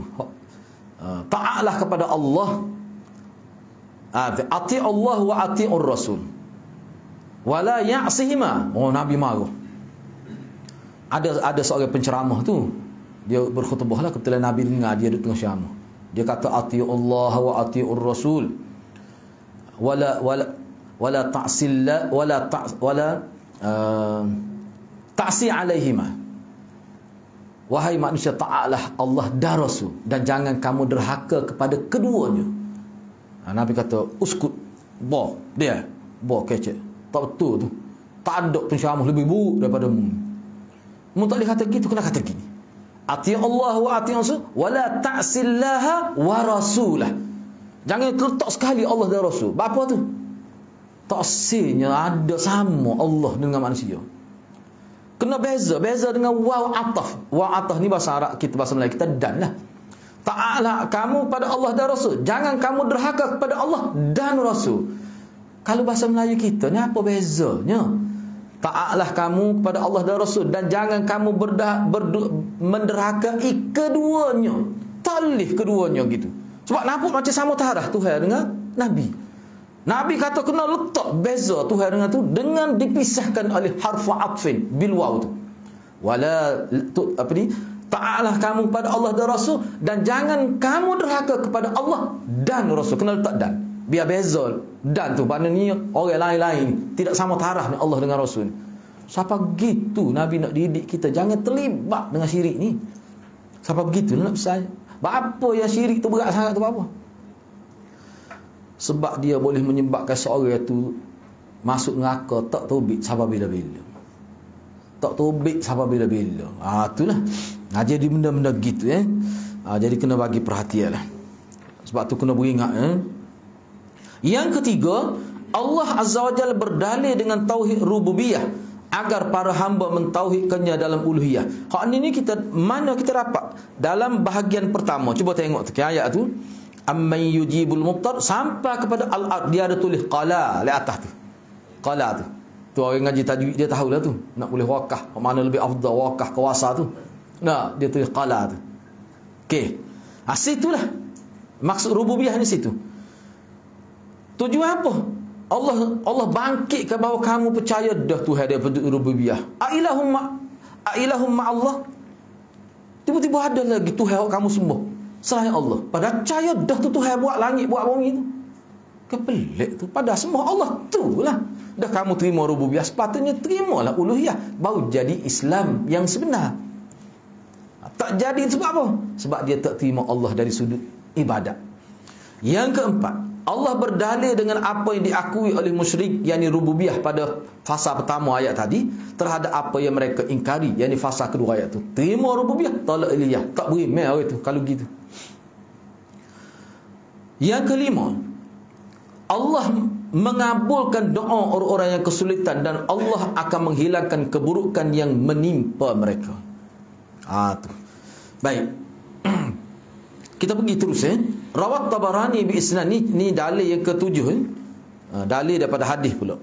Rawat Tabarani bi isnadih annahu kana fi zamanin Nabi sallallahu alaihi wasallam munafiqun yu'dhil mu'minin faqala ba'dhum qumu bina nastaghithu bi Rasulillah sallallahu alaihi wasallam min hadzal munafiq faqala an-nabi sallallahu alaihi wasallam innahu la yustaghathu bi wa innama yustaghathu billah. Imam Tabarani meriwayatkan dengan sanadnya. Ni dia tidak mahu sebut sanad yang lengkap lah. Itu style dia begitulah hadis ni. Imam Tabarani meriwayatkan satu hadis dengan sanadnya. Pada zaman Nabi SAW, ada seorang munafik yang selalu mengganggu orang-orang beriman. Maka salah seorang di antara mereka mengatakan, mari kita bersama-sama beristighasah kepada Rasulullah supaya dihindarkan dari kita tindakan buruk orang munafik. Adalah orang Islam ni dia mula-mula tak faham Mari kita minta tolong dengan Nabi. Istighasah. Istighasah mana Nabi tak ada depan tu. Wahai Muhammad, tolonglah kita munafik. Dia itu makna istighasah. Ketika dia sedang dihina, sedang dikutuk, sedang disakiti. Ada yang kata gitu. Maka siapa kepada Nabi lah cerita ni. Maka Nabi pun kata, sesungguhnya tidak boleh beristighasah dengan aku. Terang molek ayat hadis ni. Tak boleh minta tolong aku. Tu Nabi ada lagi, cuma Nabi tak ada depan. Beristighasah dengan aku. Kenapa halah istighasah tu tak ada istighasah tu? Padahal minta tolong dengan Nabi ni banyak sahabat. Abu Hurairah minta tolong, ya Allah, minta ya Rasulullah tolonglah doa kepada supaya mak saya masuk Islam. Tu minta tolong boleh. Tu tak apa, ni istighasah ni lain. Mana Nabi tak ada depan tu minta tolong dengan Nabi. Biar Nabi tu. Nabi kata tak boleh. Tak boleh. Istighasah tu hanya kepada Allah. Nak minta tolong aku boleh, minta tolong aku berdoa. Memang Nabi doa. Akhir sekali mak Abu Hurairah masuk Islam hari tu selalu. Panjang cerita dia. Kalau nak cerita panjang lah Abu Hurairah tu. Mak dia tu lama dia duduk dakwah, mak dia tak sih Islam. Akhir sekali dia buntu putus. Nak buat macam mana? Tak erti lah Abu Hurairah. Habis cara dia guna. Sebab Abu Hurairah ni salah seorang sahabat Nabi yang sangat dikagumi dari sudut buat baik pada mak dia. Walaupun mak dia tidak Islam. Dia pergi, misalnya kalau dalam kitab Al-Adabul Mufrad riwayat Imam Bukhari dia pergi tu siapa duduk di luar rumah, duduk di halaman rumah ni, ya ummat, ya ummatah. Kalau bahasa Arab ya ummatah ni bahasa yang lembut. Kalau kita wahai ibu kesayanganku, mana dia sebut kesayanganku tu. Bila dia masuk, mak dia buka pintu, dia pula assalamualaikum ya ummatah. Nak turun dia kata gitu pula. Nak ayatnya saya dia tu. Sebab tu mak dia tak terasa hati. Tujuan dia nak melembutkan hati mak dia supaya terima agama lah. Tak say juga. Lepas tu akhir sekali dia minta Rasulullah, saya ni habis ikhtiar dah. Doalah supaya mak saya. Nabi doa lah. Bila dia tengok Nabi doa, lepas Nabi dia hungar lagi mak dia. Siapa mau kopi tu mak dia buka. Aku masuk Islam lah. Mak dia kata. Tu cerita dia dalam riwayat Bukhari. Dia pula pergi pula jumpa Nabi. Masuk Islam dia kata mak dia. Dan Nabi doa pada dia.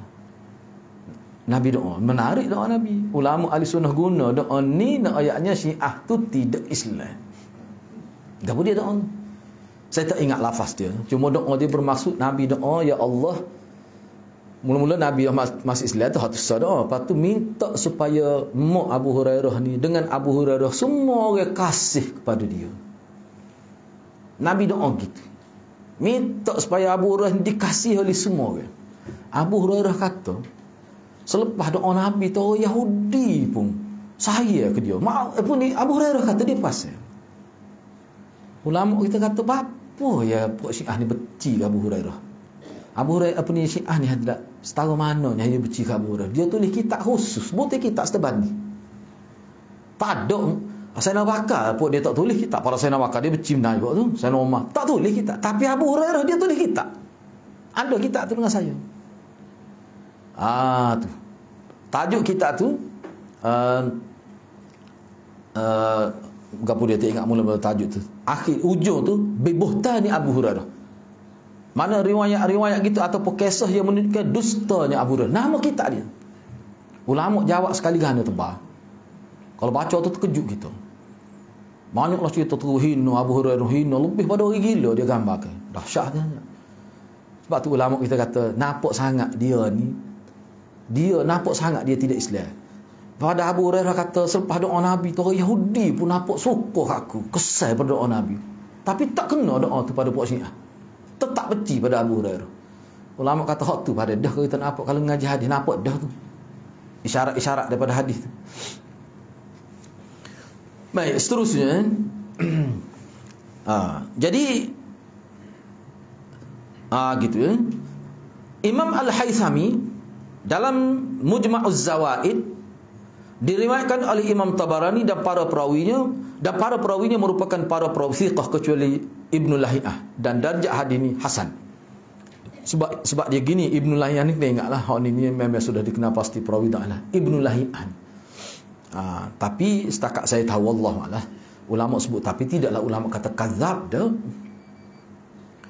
Kalau Kalbi tu kadzab tu.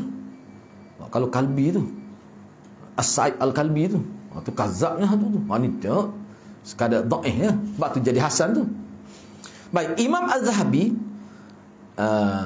dalam Kashif, dalam Al-Kashif nama kitab, dia sebut tentang salah seorang perawi hadis atas tadi. Nama Abu Lahiyah, Ibnu Lahiyah tu lah.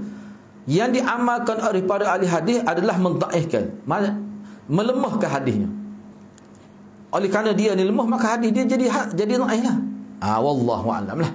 Tetapi kukuk mana pun dia begini, mana ada yang kata hadis ni hasan sebab dhaif dia tu tidak sampai peringkat kadzab. So kata dhaif lah. Tidak hasan sebab hadis kan asas, struktur asas dia tiga ya hadis ni. Hak asal, sahih, hasan, dhaif. Lepas tu adalah pecah-pecah dia tu. Sahih pula dia ada pembagian pula mutawatir ni peringkat tinggi ni. Baik, tak apalah. Cuma nak ayat sini ya, kalau kita kata biarlah kita kira dia dhaif lah sebab ada Ibnu Lahiyah. Tapi makna dia tu banyak sesuai dengan hadis lain. Sokongan hadis dari sudut matan itu. Makna dia tu, hadis sudut tu. Baik, cuba kita tengok syarah hadis ni. Setelah Islam kuat, ada sekelompok orang kafir yang berfikiran untuk masuk Islam secara zahir tapi tetap di atas kekafiran dalam batinnya. Tadi baru kita belajar ni, pokok batinnya lah. Jelas Ibnu Jauzi sebut dalam kitab Talbis pilih. Pokok dia ni bila dia tengok tak mampu nak berdepan Islam dengan secara pertempuran, nak berdebat ke secara face to face, kita kata dalam wacana terbuka nak berdebat berhujah, tak mampu, tapi kita tak seterima lagi Islam. Akhir sekali dia mengambil cara taqiyah itu. Ni disebut Ibnu Jauzi sebut terang ni pokok dia ni. Pokok batiniah lah ni asalnya. Dan dia bergabung dan pokok dia bincang dengan ahli falsafah, dia bincang dengan golongan etis, dia bincang dengan ramai pokok lain. Kita kena bergabung dengan satu kelompok hak banyak persamaan dengan kita, dan dia tu sebenarnya zahirnya nampak Islam. Dia pilih siapa? Dia pilih pokok Syiah Rafidah. Ni pokok batiniah. Sebab pokok tu sama dengan kita. Kita ni orang panggil tidak Islam. Ni peringkat awal. Jadi kita nak rosak ke Islam daripada dalam ni, kita bergabung dengan kelompok yang zahirnya nampak Islam, dia dakwah Islam, tapi dia tu banyak ajaran serupa dengan kita. Dia pilih Rafidah, Syiah Rafidah. Baik. Ni pokok dia. Ni pun gitulah juga. Cuba kita tengok. Mereka disebut kaum munafikin atau orang munafik. Baik. Ini dia ada setelah Islam kuat. Di zaman Nabi pun ada dah sebenarnya. Yalah kalau kita belajar khusus tentang hadis-hadis fitan, al-ahadisul fitan banyak je kita dapat maklumat. Nabi syarat dah ke zaman ni akan lahir pokok ni. Nabi syarat semua dah. Bila lahir Dajjal tu. Itulah. Yalah kita. Bila lahir Dajjal dia akan diikuti oleh 70,000 Yahudi Isfahan. Ali Al-Afwan dia tulis kitab Sarak fi Iran, Fata Morgana di Iran. Kitab ni sangat dibenci oleh Bobo Syiah lah. Beberapa kali dicetak. Dia peringatan kepada Islam. Kamu lihat bagaimana kita nak tansik gede kita panggil, nak selaraskan hadis ni dengan apa yang kita tengok di dalam kehidupan realiti ni. Khomeini ni bila dia balik daripada Perancis dengan naik pesawat Perancis tu sampai di Tehran tu, gapo dia mula-mula dia buat? Dia bentuk satu kumpulan elit Yahudi di mana? Di Isfahan. Dia rekrut situ 70,000. Jelas tu, semua orang tahu. Tepat dengan hadis tadi. Sebab tu ulama kata ni Dajjal ni Khomeini ni. Cuma tidak Dajjal akhir zaman tu ya. Sebab dia mula-mula dia bentuk, dia kata Ali Afwan, dia bentuk satu kumpulan elit. Kumpulan elit inilah yang menyelinap masuk cari mana ahli-ahli sunnah hak mempengaruhi masyarakat. Dia bunuh, dia tak setuju dengan Khomeini. Sebab Syiah ni ada juga tak setuju dengan Khomeini. Lama Khomeini bunuh, dia bom satu bangun dia. Ketika ulama tu sedang bermusyawarah, ulama tak setuju dengan dia, hak kritik dia panggil ulama konservatif ni. Hak masih berpegang dengan ajaran asal, semaya jemaah tak boleh kecuali tu email dua belah, yang kedua belah. Tu untuk antara faham kita kata grup lama, tim lama. Mari Khomeini tak boleh. Aku sebagai naib imam ni aku ada kuasa imam. Dia pun istiar boleh atas dasar supaya umat Islam tak nampak kita bertakiyah. Kalau kita tak pergi semaya jemaah, susah nak bertakiyah. Cerdik Khomeini ni. Akhir sekali suruh pergi semaya jemaah. Saya berjiran dengan Syiah lama di Kubakhiyah tu lah. Tak pernah tengok dia semaya jemaah. Siapa anak dia besar. Kita pun tak tahu dia Syiah. Tiba-tiba bertemu dalam satu program, tengok-tengok ahli belakang dia ada dalam program tu. Sekeluarga dia hadir. Sudah kita kata jiran aku duduk belakang. Dia pun terkejut, kita pun terkejut. Dia pun tak suka kita hadir dalam majlis Syiah. Bila siasat-siasat hadir-hadir, keluarga dia ni ada talian alik Syiah ni. Abang dia Syiah. Masa Syiah mati pun abang dia gali kubur. Kita kata tahu. Rupanya lama dia Syiah. Bila dia tahu tu dia pindah rumah. Pindah rumah duduk dekat dengan Petronas, dekat depan sekolah ramah tu. Kata pindah tak jauh. Kita duduk situ dia pindah dekat rumah tak 500 meter. Tak saya berjiran. Engko dia sepagar. Tak apalah dia. Saya nak sebutnya, yang saya nak sebut di sini, takiyah ni bukan isu baru. Hak cerita saya sebut di Batinah tu pada kurung ketiga tu. Pada kurung ketiga tu berlaku kes tu. Baik. Gitu. Sering kali muncul dari mereka orang-orang munafik itu berbagai ucapan dan perbuatan yang menyebabkan orang Islam ni rasa susah hati lah. Benda pelik-pelik. 1000 benda molek dia seleksa perkara tak molek. Rasa tu jadi racun tu. Ini perangai apa dia? Tu takiyah. Di antaranya adalah apa yang terjadi dari orang ini, yakni Abdullah bin Ubay bin Salul. Ni bapak munafik. Sampai kepada sahabat Nabi minta kepada Nabi untuk menghentikan serta menegur dirinya. Sebenarnya Nabi mampu melakukan hal tersebut. Mana ada sahabat minta nak bunuh. Sayyidina Umar pernah minta nak bunuh, Nabi tak beri. Tapi ketika lafaz ucapan yang digunakan saat meminta kepada beliau mengandungi adab yang buruk terhadap Allah, tidak patah diucapkan. Nabi SAW mengingkari. Tapi Nabi walau bagaimanapun bila ada ucapan-ucapan tu, sebab tu setengah-setengah ulama kata mana hak minta. Sebab dalam hadis pun tak sebut sahabat mana hak minta nak istirasah dengan Nabi ketika. Kata apa dia nak memburukkan suasana. Dia masuk doa ini seolah nak ayatnya pupuk dia ni ada persamaan dengan orang kafir, sama-sama istirasah. Dia nak memburukkan suasana tu. Jangan main. Kena berhati-hati pupuk dia ni, pupuk munafik ni. Tu. Tapi kok mana Nabi tak perlu cuba perhati molek. Ni bagi pemimpin politik ni. Nabi ni walaupun dia nampak dia ada toleransi dalam bab-bab tertentu, tapi kalau dalam bab-bab yang berkait dengan akidah dia tidak duduk dia gitu. Hal ni apa yang berlaku? Kalau dalam konteks Kelantan ni, apa yang berlaku? Dia taruh kata gapo? Senyap. Oh, pelik sungguh hati-hati. Tak tahulah lagu mana hati. Dosa besar tu. Nak nanti setara mana nah? Baru nak bertindak tu. Semua pihak dia. Pelik sungguh hati.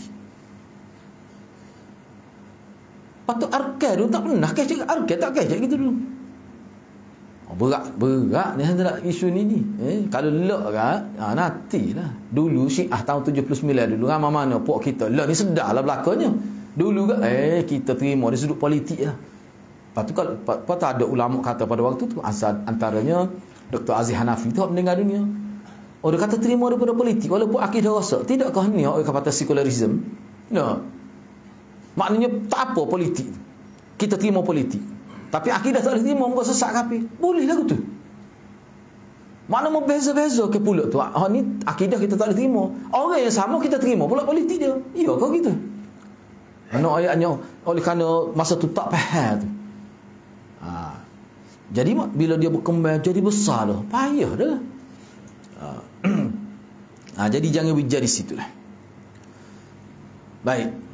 Ini sebagai pelajaran kepada para sahabat radhiyallahu anhum dan bertujuan untuk menutup jalan-jalan syirik serta untuk menjaga kemuliaan tauhid. Padahal Nabi tu makna bayangkan beristirasah dengan Nabi. Bila ada yang cadangkan kita beristirasah dengan Nabi supaya berlaku sekata, supaya Allah istirasah dengan Nabi ni supaya pembuat munafik tak ganggu dah kita. Nabi tak boleh. Dia bukan minta Nabi berdoa, dia istirasah dengan Nabi. Mana minta dengan Nabi lah istirasah Nabi. Mana minta dengan Nabi bukan minta dengan Allah. Nabi tak boleh. Lepas tu Nabi dengan wali ni mana tinggi? Nabi ni bukan wali. Wali ni rendah lagi. Nabi ni yang dilantik oleh Allah. Dan dia Nabi ni beza Nabi ni. Dia bila dia jadi Nabi dia kena ijtihad. Tu ulama sebutnya. Dia tak boleh Nabi dia takut orang tahu. Tak boleh. Bila dia Nabi, dia kena ijtihad. Dan dia kena buktikan dia Nabi. Sebab tu dia turun kitab suci, ada wahyuhan ni, aku jadi Nabi. Sebab tu Nabi dulu mula-mula jadi Nabi. Kan dia baca Iqra tu, ulama kata ayat watikah pelantikan. Nabi tak berdakwah lagi, cuma ayat dia Nabi. Turun ayat baca. Iqra tu. Bila turun ayat ya ayyuhal muddathir tu, baru Nabi berdakwah. Sebab ayat tu ayat dakwah. Ayatul dakwah. Tadi ayatul risalah. Ayat watikah pelantikan. Maknanya dia kena ijtihad. Jadi Nabi pun tak benar. Cuba bayangkanlah sebab tu benda ni berat benar ni. Saya pun tak tahulah nak dibiarkan tu sampai ke peringkat mana pun kita tak tahulah. Jadi faedah tu kita bincang semula lah. Ni kita bincang semula. Okay, ada apa-apa persoalan? Sebab pengurusi ada boleh. Pakai salah dulu. Kalau ada soalan mungkin 5 minit nak tanya kita berhenti setakat tu lah dulu. Okey, kalau ada apa-apa persoalan. Assalamualaikum Ustaz. Waalaikumsalam warahmatullahi wabarakatuh. Hadirin yang dimuliakan Allah semua. Saya ada satu soalan. Berkenaan dengan apa yang berlaku di negara kita lah, terutama sekali di masjid-masjid. Berkenaan dengan bersamaan rata dengan Allah dan Nabi kita Muhammad SAW. Kita tengok pada simbol Allah dan simbol Muhammad di kiri dan di kanan, semua kebanyakan ada. Bagaimana pendapat Ustaz? Okey, terima kasih. Saya jawab ini lah sebelum tanya. Dia sebenarnya lama dah isu ni sebenarnya. Ada yang kritik pun sebenarnya tak molek. Lebih baik tidak begitulah. Sebab kalau Nabi dicincin Nabi pun Nabi letak Allah di atas Muhammad bawah sekali, tengah tu Rasul. Tadilah guna wa atas dan pun tak boleh. Ni kita letak sama tarah. Lepas tu setengah sebab tu saya sebut tadi. Bukan saya saja saya sebut tu. Sebab kita baca kitab ni sampai 5 minit sekali Allahumma salli ala Muhammad. Ila benar pun Allahumma salli ala Muhammad. Nak makan obat pun Allahumma salli ala Muhammad. Siapa ni? Ya ajar gitu. Lepas tu dia sebut Allahu yashfi. Nah, dah doa. Tak kena tu. Itu bahaya. Kalau saya lebih baik tidak, sebab dia ada larangan. Itu ya sebenarnya. Tapi kalau sebut tak boleh lah. Tapi tak sebut pun tak boleh juga. Jadi kita sebut tu sebagai peringatan. Moleknya tak ada. Tinggi tu letak tu. Allah dan Rasul. Kalau kita belajar ni memang tak molek. Sebab tu lama dah ni guru saya apa sebut masa mengaji tu memang tak molek. Mana dia kata hati dia memang sangat tak puas hati lah ni. Dia pernah dikritik pun. Dan saya ingat, saya tak ingatlah tahun bila ni, almarhum Tun Guru Mufti Besar pun pernah ditanya soalan ni. Dia kata tak molek, bahaya tu. Tapi orang tak peduli pun. Sepatutnya tak boleh lah gitu. Tu pandangan saya begitulah. Bahaya tu. Mana ada larangan. Mana kalau kita jadi ahli jawatan masjid, pengurusi ke, lebih baik kita urus dengan cara yang betul kata. Turun ke, tak payah tu. Tidak begitu cara kita nak memuliakan Rasulullah. Aktifkan hadis-hadis Nabi, pengajian hadis hak tu sebenarnya. Sebab tadi dah sebut tengok sana. Pada awal itu, pada hanya sahabat tidak kata sama Allah dan Rasul tu. Zahir tu tak boleh. Ni orang kita ingat dulu nak makan obat selawat Nabi 2-3 kali. Lepas tu hilang benar Allahumma salli alaihi. Jadi pada Nabi pun tak ingat. Okay. Tersasar jauh tu. No. Gitulah. Gitulah kalau pergi buat lagi tu kita kira semula program. No, sekat tu dulu. No. Bismillahirrahmanirrahim. Assalamualaikum. Waalaikumsalam. Nak tanya berkenaan dengan amalan wiri-wiri ataupun zikir-zikir yang direka oleh ulama sufi macam Ratib al-Atas, Ratib al-Haddad apa semua tu. Kiranya secara umumnya boleh diamalkan ataupun tidak, sebab tengok pada kandungan Ratib tu, macam contohnya Ratib al-Haddad ada ayat Quran, atau kan ada zikir-zikir yang dipetik pada hadis Nabi SAW, atau kan ada macam doa tambah daripada ulama. So secara umumnya tu boleh diamalkan ataupun tidak? Okey. Jawapannya tak boleh. Lah ni kena jawab gitu. Dulu begitu dah. Tak boleh. Apa tak boleh tu? Sebab hak Nabi ada dah. Tu mudah. Fikir kata dia capuk Al-Quran gapo. Dah, capuk tu siapa dia capuk Nabi ke? Sebab dia gini aja. Kita kena ingat. Ni Quran tu satu kau lah Quran ni baca Quran tu lah. Lepas tu kalau Nabi sebut ayat ni gini, hak Nabi sebut boleh. Kalau orang lain buat, dia tahu mana. Bayangkan kalau kita buka ruang ni dah ada ayat sakit lutut. Wa idza batashtum jabbari. Baca tu sakit lutut. Tak kira Dr. Basik tak baca, minta maaf doktor dah sebut nama ni. Tak kira tak baca tu. Lepas tu ayat sakit jantung. Tengok idza batashtum tu makna gapo? Cuba tengok molek. Tak kait dengan lutut ke abuk tu. Kalau benar tu ada suruh Nabi ajar dah mengapa Nabi pada sakit putus Nabi, sahabat dia buta, ada cacat kekal, ada macam-macam penyakit menggi perang belaka. Nabi pun sakit. Nabi tubuh jadi gemuk sikit. Kan kita tengok dalam hadis naik tubuh sikit. Masa akhir usia Nabi. Cuma kecil manis tu tak ada jumpa lah dalam kitab ni. Jadi hadirat tak sebab apa nak sebab isu dia sekarang ni gini. Isu dia sekarangnya bila saya sebut gini ada seorang email tu. Dia kata tak boleh ke Ustaz? Saya kata tak boleh. Bapa tak boleh sebab kita orang Islam ni kena ikut Nabi. Kecuali jelas kita kata saya ambil ulama ni sebab Nabi tak cukup. Biar jelas gitu. Mudah kita nak kira. Biar jelas gitu. Nabi ni lebih pada cukup hati-hati. Mana dalil kata cukup? Ulama kumpul kalau hak sehari semalam 24 jam, satu kitab. Tak kira lagi hak minggu hak bulan ni, hak tahun ni, hak banyak lagi. Hak hari saja pun banyak tumor. Tak habis nak apa. Nak pergi ambil orang lain apa ni? Dosa. Sebab saya kata tak boleh. Yang kedua ni ada hak Nabi ni bila keluar daripada lidah Nabi orang panggil wahyu. Bila berkait dengan Nabi orang panggil wahyu. Makna setara mana molek pun kalau tidak daripada Nabi orang tak panggil wahyu. Bila kata wahyu dia boleh bertabarruk dengan lafaz. Makna lafaz tu boleh pahala. Ada ke tidak siapa-siapa berani kata oleh kerana zikir ni baik walaupun tidak Nabi, lafaz dia boleh pahala dah? Ada berani kata gitu? Boleh bertabaruk dengan lafaz? Tak ada. Kecuali ulama tu dia kena kelitasan. Mungkinlah dia tak ingat ke, mungkin. Kalau ingat khabar molek dia tak akan buat gitu. Yang kedua, yang ketiga, isu paling besar, kenapa ada orang tertentu cuba kemuka kepada masyarakat zikir doa tidak Nabi, bapa berlaku gitu. Dia nak gapo sebenarnya? Apa berlaku gitu? Tu saya tinggal, tu hati nak jawab sendiri lah tu. Tu saya tinggal, saya tak jawab tu. Jawab kan takut jadi panjang pula tu. Isu besar tu apa? Tak leh ke? Tua Syekh ni mari jauh kan, naik kapal terbang mari. Tak leh ke mari royak kepada masyarakat, kena amal hak ni sebab hak ni hak Nabi. Tak leh nak kecek gitu. Saya je kalau nak menjawab juga, kalau saya mudahnya. Kalau dia royak gitu, tak payah mari. Sini pun ada dah ustaz royak gitu. Bo mari nak ayat bila kita bangun tidur kena baca. Ustaz dia royak lama tu.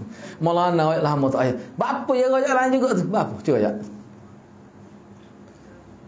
Orang Arab kata macam di Kiawar kata khalif tu'raf. Kena buat biar tak serupa baru sahur.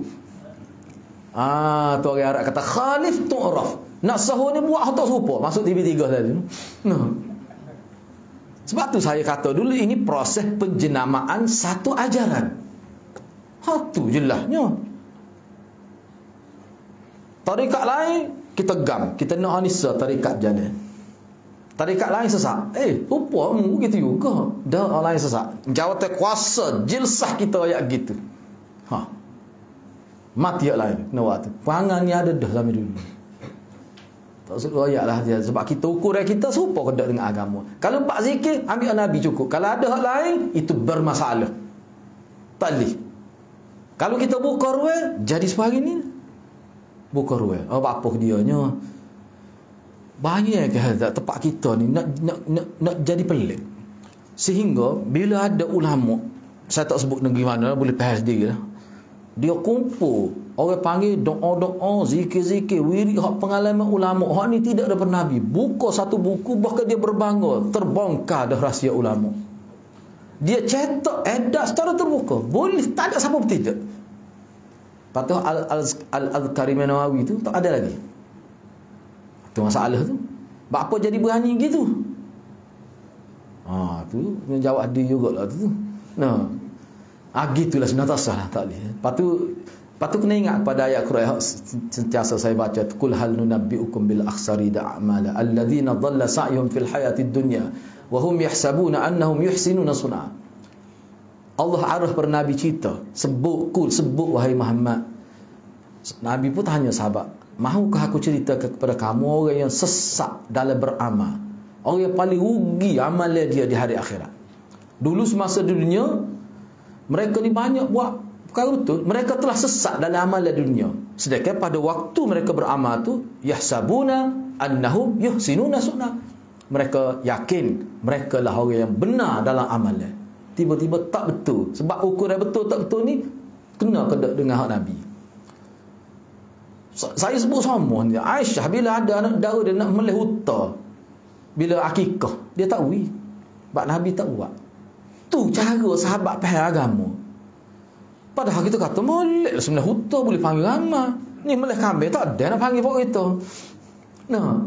Dia tak kira gitu, dia kira Nabi buat lagu mana. Bahkan Aisyah kata tak boleh pahala. Para unta ni berapa kali ganda. Boleh panggil orang ramah lagi tu. Manfaat lebih besarnya. Dia bukan kira gitu agama. Orang kita ni nak meriah. Sebab kalau kita selawat Ibrahim ada tu, nak nampak lagu mana. Kita nak palu genda, nak patu, mentah lah 5 minit habis. Nak buat program, tak ada dengan buat majangnya tu. Majangnya tu kata tu. Cawa kapung majangnya. Ni buat setih habis. Berapa tu? Tak okey, 2 jaduk main Allahumma salli ala Muhammad. Supaya kita nak tahiyat akhir. Tak agak tu. Nak suruh meriah tu, nampak gerai tu. Itulah dia kena buat bid'ah idhafiyah tu. Bid'ah tambahan tu. Tu sebenarnya gisi tu ya. Sebab tu paling besarnya proses penjenamaan kumpulan dia. Hak tu besar. Kita ada soalan lain gitulah ya. Tak salah. Tak depan ni apa ni kat. Satu Ustaz. Ustaz Mak dulu. Zikir kita baca tu kadang-kadang ulama sertakan dengan hadis tadi. Dia sebaca betul? Sertakan hadis. Kalau kita rujuk jauh rumah tu masa hajarat tu lah. Ya, seorang tu. Kalangan Syahid Kutan. Ya. Syahid Kutan ni kalau ikut jalan dia ulama-ulama Hajar Bantan ni dia lah rekrut ni. Iyalah betul lah. Hak tu kita iman. Ginilah Ustaz Mak baca aja. Jangan amat tu nak tahu. Sebabnya saya tengok baru 2 malam lepas pun video ni lama dah, cuma baru sapas saya. Kita pun tidak tengok semua. Ada orang atas tengok. Ustaz ni kata dia rujuk dari kitab Jawharatul Mauhud tu lah. Dia kata dalam kitab tu sebut hebat wali Allah ni. Anak murid dia boleh terbang berapa orang. Anak murid dia ulang 3 kali. Anak murid boleh terbang. Tok guru tak tahu. Daklah buat terbang nak gimana coyan.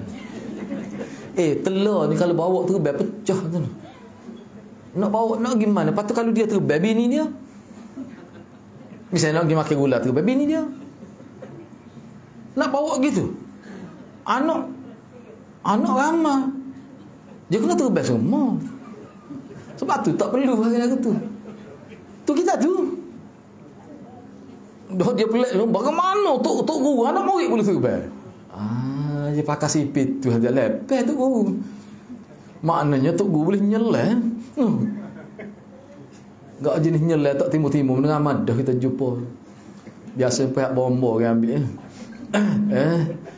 Allah hadir ngajar wak gapo dia kita duk royak benda tu ke masyarakat wak gapo dia saya hadir terpengaruh benda-benda ginilah ngatik ada tak tobik malam nak supaya ada karamah dia ni umur 13 tahun baru kempot darah dia terlibat kerja itu akhir sekali kepanasan mati terjun di Sungai Kelantan duk bagi tu kita klik asrama tu nak jumpa saya ni tengok orang kapal mati dah bapa mati tinggal mutu atas retuk saya ya terjun panah jadi panah budak juhna muka kawan kita pot daun dia sesak pagi ni sesak lagi pot daun dia nak buat macam mana tak tahunya baca gapo jadi panah pada dia molek ngaji pun okey mati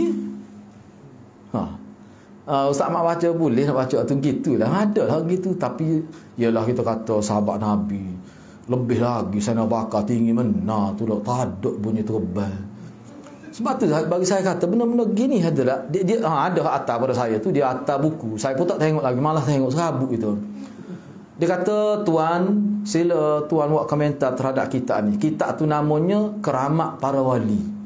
Dalam bahasa Melayu saya pun tak kelih-kelih lagi. Kita pun serabut tengok tajuk serabut dah. Kitab hadis pun tak habis nak baca ni.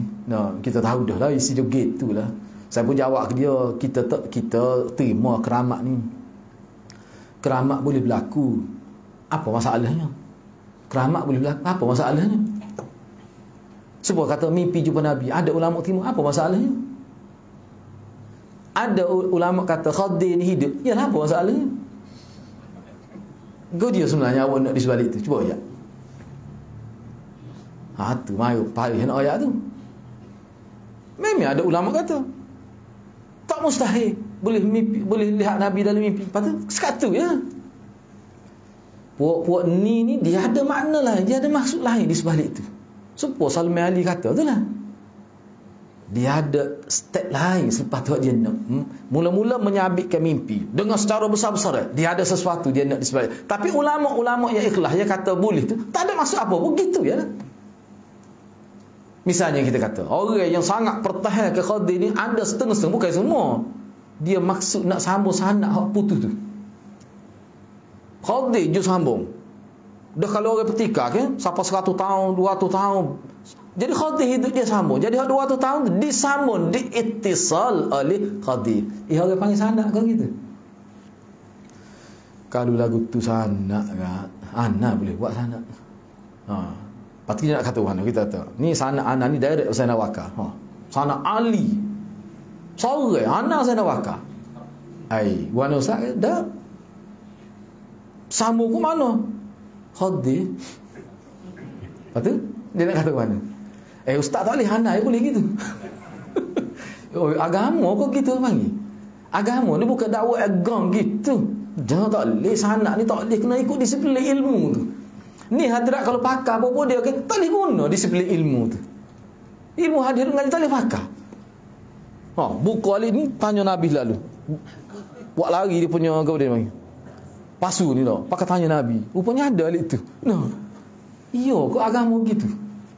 Apa ya secara terbuka boleh kecek gitu tu apa? Apa jadi gitu? Sebab dia teh acak Khalidah, dia buat benda pelik-pelik pun tak ada siapa setuh dia. Tak ada siapa bertindak. Tu dia berani tu. Dan saya yakin selepas dia akan lebih berani lagi. Apa tu? Tak ada siapa bertindak pun. Orang politik bimbang takut orang tak undi. Muka musim masuk musim dia dah ni. Lagu tu hati-hati lagu mana tak tahu. Na'udzubillah. Okey, gitulah ada soalan. Ayat terakhir lah ni. Okey. Assalamualaikum. Waalaikumsalam. Saya nak tanya dengan soalan tadi juga. Cuma ni dari segi amalan. Sebab setengah kata apa yang Nabi tak buat tu, dakwah kan juga. Apa yang Nabi tak buat tu, sahabat ada buat tapi Nabi tak tegur. Tapi ada juga yang kata mana Nabi tak buat tu sebab Nabi tak sempat buat, sebab sibuk dengan usaha-usaha dakwah yang lain.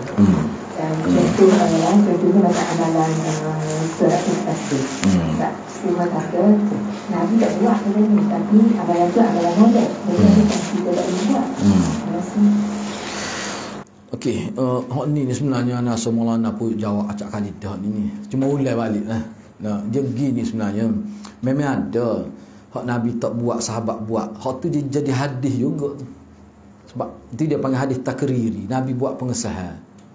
Nabi buat pengesahan. Adalah. Kita sedia maklum. Itu ma'ruf dah tu. Misalnya Sayyidina Bilal, okay? Baca ketika rokok tu adalah beberapa kisah berlaku. Solat. Tak apalah kita terima. Saya tidak nak sebut contoh-contoh. Itulah banyak lah kita kata. Ada, bukan banyak, ada beberapa. Masalah sekalinya Nabi iktiraf.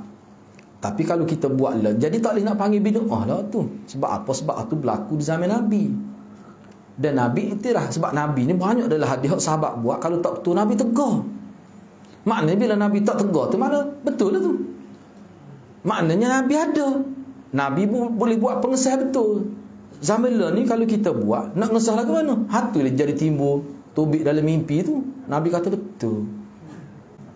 Nabi kata betul.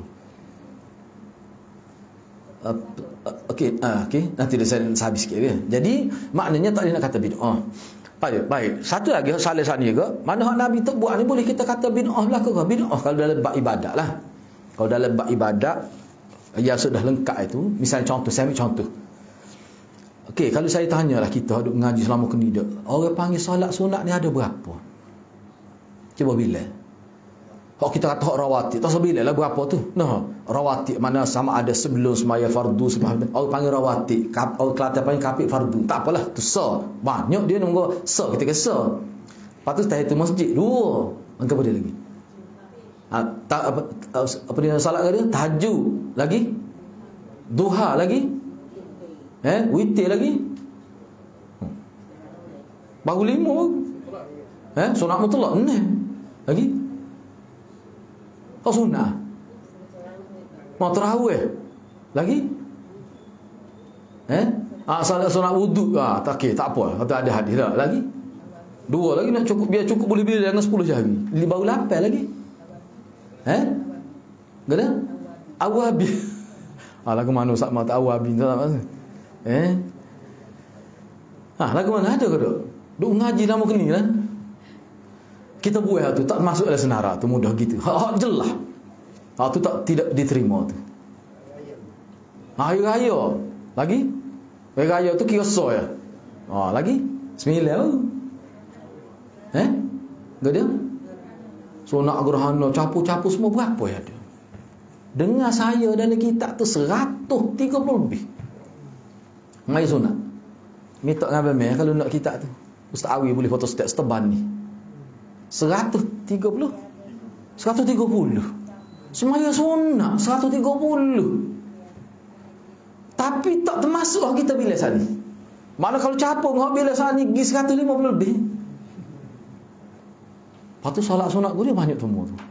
Siapa dia buat? Al-Laknawi, Syekh Al-Laknawi seorang alim sah.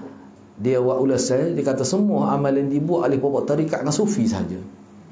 Dia buat mari dalil gini-gini. Semaya hajat berapa bentuk? 4 bentuk maya hajat. Ada sah maya hajat tu 8 rakaat. Hak saya lemah sedihnya semua tu hadrat tak ada sah pun dalil. Misalnya semaya ajak nak jumpa nak lihat Allah, ada juga. Semaya ajak nak biar mimpi jumpa dengan ayah, dengan mak, ada juga. Dengar baca ayat sekian, doa sekian. Dia buat, memang dia buat cukup sekotak. 130. Saya nak test lah. Oh, jadi panjang no. Biarlah no. Jadi saya nak test, saya buat kuliah tu. Kuliah online di rumah saya. Habis apa-apa tengok tak ada separuh. 50 lebih buat online. Saya buat online setiap hari Rabu. Wama masuk set muslimat ni, muslimat minat mai sunat ni. Oh jatuh tak boleh mana mai sunat ni. Hidup mai fardu gitu ya. Tiba-tiba hadirat datang wakil daripada pejabat bomba. Bomba pula no. Datang wakil daripada ialah orang berautoriti agama minta supaya dihentikan program itu. Padahal buat di rumah saya online, saya bayar internet bukan dia. Dia suruh berhenti. Saya tanya wakil dia apa? Tak, dia tak suruh ayat apa-apa. Suruh berhenti. Saya kata apa-apa. Saya bukan ayat semaya tahajud sesak. Saya bukan ayat semaya rawat. Saya ayat semaya hak tak ada daripada Nabi. Bukan sikit, 130. Oh, kalau baca terkejut, nak selepas kecing pada semaya. Dia panggil salat sunnatil bauli. Nak awal lah. Salat nak jaga supaya ngapa Quran tak lupa. Ada salat tu khusus dengan baca sekian. Bila saya minta dihentikan dan diugut tidak akan bagi tauliah kalau saya teruskan. Sebab kita pun dalam proses mau tauliah. Dan diminta saya berhenti. Kalau tak berhenti juga, akan diambil tindakan lah. Saya pun berhenti. Berhenti tu ada sebab dan saya kata saya akan sambung balik. Duduk 2-3 hari satu mudir pusat tahfiz telefon saya. Malah sebutlah nama gapo dia. Dia ambil telefon mana saya tak tahu. Dia kata, "Ustaz, betul ke ustaz ni? Sebab ada pelajar saya baru masuk ni, dia duk suruh pelajar-pelajar hak lama-lama ni tak sewi lupa ngapa Quran ni semaya sunat khusus. Dia panggil sunat ngapa Quran. Sunat suhingat. Rupanya sapat dekat kita tu." Saya pun ambil gambar dia punya muka surat tu. Okey, kita baca ni. Apa Syekh Laknawi kata? Ulama kita kata. Amalan aku buat tu lah ni. Buat tu. Malah sebut malah nama. Apa buat dia? Banyak ke lah. Kita nak elak lagu tu. Rosak ada agama tu 130. Mai sunat. Ada belakang. Oh, lo dahsyat hadirat. Itulah yang wi. Sebab tu kata ni abang me wi kana tu. Ana betul tahu. Ni kitab ni diamal secara meluas di Indonesia. Memang bahasa Indonesia pun. Ana nak boleh ngajar tu baca habis ni lepas hujat aja. Oh, kata dahsyatnya aku tak jumpa lagi kitab ni baru-baru lagu ni. Memang kitab tu bagusnya gini. Saya pun buat pukul 12 kena gepok tu. Biarlah ni ngerti ni berhenti lepas nak berhenti ni. Dia gini hadirat. Jadi bila kita baca tu kita jadi terkejut. Macam mana ni? Cuma bagusnya kita bila saya baca, habis saya baca cara dia tulis tu. Mula-mula dia buat nama semaya. Lepas tu dia pun sebut semaya ni sabit berdasar pada ni. Ulama ni pokok tarikat dia sebut. Tak ada pada Nabi. Bila sebut gitu, dia pun kritik. Tak ada daripada hadis Nabi. Gini, Syekh Laknawi ni biasa Maulana sebutlah dalam kuliah Syekh Laknawi tu. Orang alim lah tu. Lepas tu misal contoh, bila kita nak bertemu Allah, ada ke hadis sebut? Ada hadis sebut bila di dalam syurga nikmat paling besar bertemu Allah. Jadi kalau nak bertemu Allah kena pastikan masuk syurga lah. Sebab sana baru boleh. Dan neraka tak boleh tengok Allah. Jadi nak dapat tu dia mari hadis Nabi suruh kita beramal ikut sunnah Nabi. Tu bagus dia. Maknanya tak ada langsung tu semaya khusus. Masalah semaya tu ada yang 2 rakaat, ada yang 4 rakaat, ada yang 8, ada lebih beratus ada. Lepas tu masalahnya rakaat pertama kena baca ayat ni, rakaat kedua dia ada kaifiat khusus. Dan doa dia pun ada doa khusus. Kau tak ada dalam hadis. Allah hadis bahaya. Patutlah kita pun, saya pun je patutlah di negara jiran kita tu sangat. Ni lama le. Enggak bila ustaz mudir tu telefon, ana tanya dia, "Mari mana ni?" Dia sebutlah anak murid dia baru masuk ni, dia mari daripada pusat tahfiz ni dia minta buat. Anak ambil gambar hantar dia dalam WhatsApp. Terkejut dia. Terima kasihlah dia. Dia tak tahu. ngapa Quran ni dalam hadis sebut kalau dia cua dia tak baca, ulama kata dosa tu kerana kecua ya, gak hot tak ngapa patut tak baca pula tak dosa apa. Ada siapa takut nak ngapa, takut nak ngapa apa, takut lupa lepas ingat. Kesal dia baik tak siapa tak dosa. Tak kau jadi bengong tu ajar lagu tu. Pahal kat molek. Oh ni jadi pakak apa? Jadi amalan lah. Jadi amalan. Kalau biar ke dia akan jadi amalan. Pakak baca pada waktu bukan daripada Nabi. Siapa dia ajar gitu? Tu hajat 130. Sebab tu saya kata, ni tak siapa pun 20 dia sebut ni. Payuh. Tu pun payuh main nak bila. Nung gitu. Belok betul-betul mata nak cukup ni lah. Ni 130. Na'udzubillah min dzalik. Kita berhenti setakat dulu. Mudah-mudahan Allah berkati kita semua. Aqulu qawli hadza wa astaghfirullahal azim li wa lakum. Assalamualaikum warahmatullahi wabarakatuh.